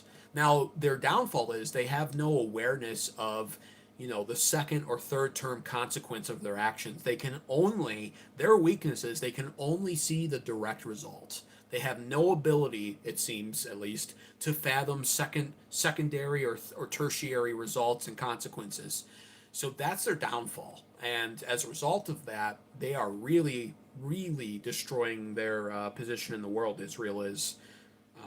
So they're exposing themselves a lot because they can't see past their desired result, which is the primary result they want. But so they do have weaknesses. But man, you got to give them credit. They are. I hate to say it. I don't want to glaze them at all because I despise Zionists. They're pigs, and they're a synagogue of Satan, and they're desperately evil and hellbound, disgusting, putrid, evil filth. But you got to give the devil, literally, you got to give the devil his due. There is some great strategy that they play out. And the Schofield Bible story is one of those because, man, they really did have the Goyim believing that they were witnessing prophecy being fulfilled before their very eyes in 1948. It is pretty impressive. I mean, you look at Emma Lazarus and the poem and how that ends up on the Statue of Liberty, and you look at Israel Zangwill and the Melting Pot theater play that became a book that was then used as a term to psyop people into supporting third world immigration. Like, it is something else. It is something else. Anyways, that's all I've got to say about that, though, guys. I'm going to wind this down. I've been live for long enough. Appreciate you guys, though. I see some people agreeing with me here, like Blop Jones. Be sure to subscribe to the channel, Blop Jones, and I appreciate that. And he says, yes, and you're right. Younger people are not fooled like the older generations. Technology has exposed them. Yeah. Freedoms have exposed them, actually. That's why we must preserve these freedoms. That's why this First Amendment issue with Shiloh Hendrix was disgusting, needs to be amended and changed. By that I mean the court case needs to be appealed, overruled. Yeah, we can never lose those. We can never lose those. We have access to things the boomers never did. We can see the IDF soldiers bashing in the heads of Jesus with sledgehammers. We can see them shooting the Palestinians, the children, shooting them in their back. We can see them doing what they do in Gaza, where they're just genociding everyone. We can see what they do in South Lebanon, where they do the same, despite the fact that it's a 40% Christian country. We can see that they've bombed Christian churches and then gone through with bulldozers to finish tearing it down while tearing down the cross, Jesus, bashing its head in, spitting on Christians in Israel. We can see all of it. So there is no deception game anymore. And that's why the NDAA, Section 219 of it, along with the Tom Cotton Senate Intelligence Act for the merger of intelligence agencies, that's why that's being pushed. The integration now. Because they recognize they can't censor it anymore. They can't control the info, so it has to be the iron fist. When you can no longer trick the people, you must just subjugate them entirely. And that's what's happening. We got to fight that shit. And because I'm not a dispensationalist premillennialist, this is where you can draw a lot of hope from having the right eschatology. Not all of Revelation is ahead of us and must be played out yet. Most of it already has been played out, as we are now in the 1,000-year rule. The church is in the 1,000-year rule. We're just in very dark times as a result of the lack of Christians doing what they need to be doing. Premillennialism. I'm trying to end the stream and I keep going off on these rants, but this dispensational premillennialist shit, it literally has Christians waiting around, hiding, embracing it's almost nihilistic. It's like, oh, it's all going to get worse and we're going to lose the fight. No, actually. It doesn't have to get worse. It is going to get worse for now, but it doesn't have to stay that way. We don't actually lose the fight. We don't have to lose and then ultimately force Jesus to come back to save the church and defeat evil. We're in the 1,000-year rule now. Our job is not to hide and wait for all of this nonsense to play out. It's already played out. All of it's already played out. The second temple was destroyed. There won't be a third temple because we are now the temple, and the Bible actually makes that clear. We are spiritual Israel. We are the temple. There will be no third temple. They may try to rebuild it, but they're not going to succeed. And even if they do, it wouldn't hang around for long. It would be destroyed. We are here to work, not to hide and wait, and we are certainly not here to embrace some nihilistic, doomer, disgusting ideology that evil's going to dominate and utterly crush the world before Christ can come back. That's not how it is. But that's part of the psyop. That's part of the psyop. Houston says you're getting me fired up. Go out and evangelize then, Houston. That's what we need to do, politically and religiously. And you know something, in America, we got to merge those two back together. There shouldn't be a separation of religion and politics. They go hand in hand, actually. How can you be a Christian without getting involved in politics? You want to actually change the world? Be a Christian and get involved in politics. At the ground level, supporting a politician, becoming a politician, running for office, or supporting good people who do. You know, like that's the whole thing. And I did a whole episode on that. Christianity without nationalism becomes weak, pathetic, and ineffective. And nationalism without Christianity becomes Gnostic and tyrannical, actually. So it needs to be both. But it can't be both if Christians are sitting around believing that the end times are imminent and that Satan's going to be released from his chains and ruling the world through the Antichrist, and that evil's going to dominate and good's bound to lose and there's nothing we can do. What kind of bullshit is that? It's literally Jewish bullshit. And all of the I'm Protestant. All of the founding Protestant church founders thought it was stupid premillennialism. They literally said it's a Jewish lie. And they said it's a juvenile outlook on Revelation and a fundamental misunderstanding. That came from Martin Luther and John Calvin, by the way. They were amillennialists. They believed we're in that 1,000-year rule now, which means we're in the kingdom. We're in the earthly kingdom phase now. The church is spreading. Satan is bound. He cannot touch you unless God wills it. And then if that's the case, sadly you suffer, but your suffering is not in vain. That's what we have to remember. So we can take it back. That's the hope. The hope lies in my messaging. Whereas if you believe this Jewish premillennialist lie, then you think it's all doomed. And then what? You sit around hiding and you're a doomsday prepper? Give me a break. We'll end there, though. I could keep going on this. I could talk about this forever, but we'll end there. Appreciate all of you guys, though, either way. Thanks for being here. And yeah, subscribe for more content like that. Like I said, I live pretty much every single night, and very soon I'm gonna have my studio set up. I've got a good mic and a different camera, we'll say, with the right lighting. It looks good. I got a good USB mic. I've used it in the past, but I had the big move and everything else, and so new studio is going to be set up this week. Show's going to be looking a lot different. We're going to up the quality here quite a bit. Like the stream, double tap your phone screen, subscribe for more content, turn on post notifications so you're notified every time I go live. And yeah, thanks to my super chatters tonight. Appreciate you guys, Beck Fan and a couple of you other guys. Thanks to the moderators, Lifeguard, and the Waits Experience. I saw you guys in here. You guys, thanks for establishing the law and order as always. And yeah, I'll be back here live tomorrow, guys. Thanks as always for the support. I see the chat still coming in.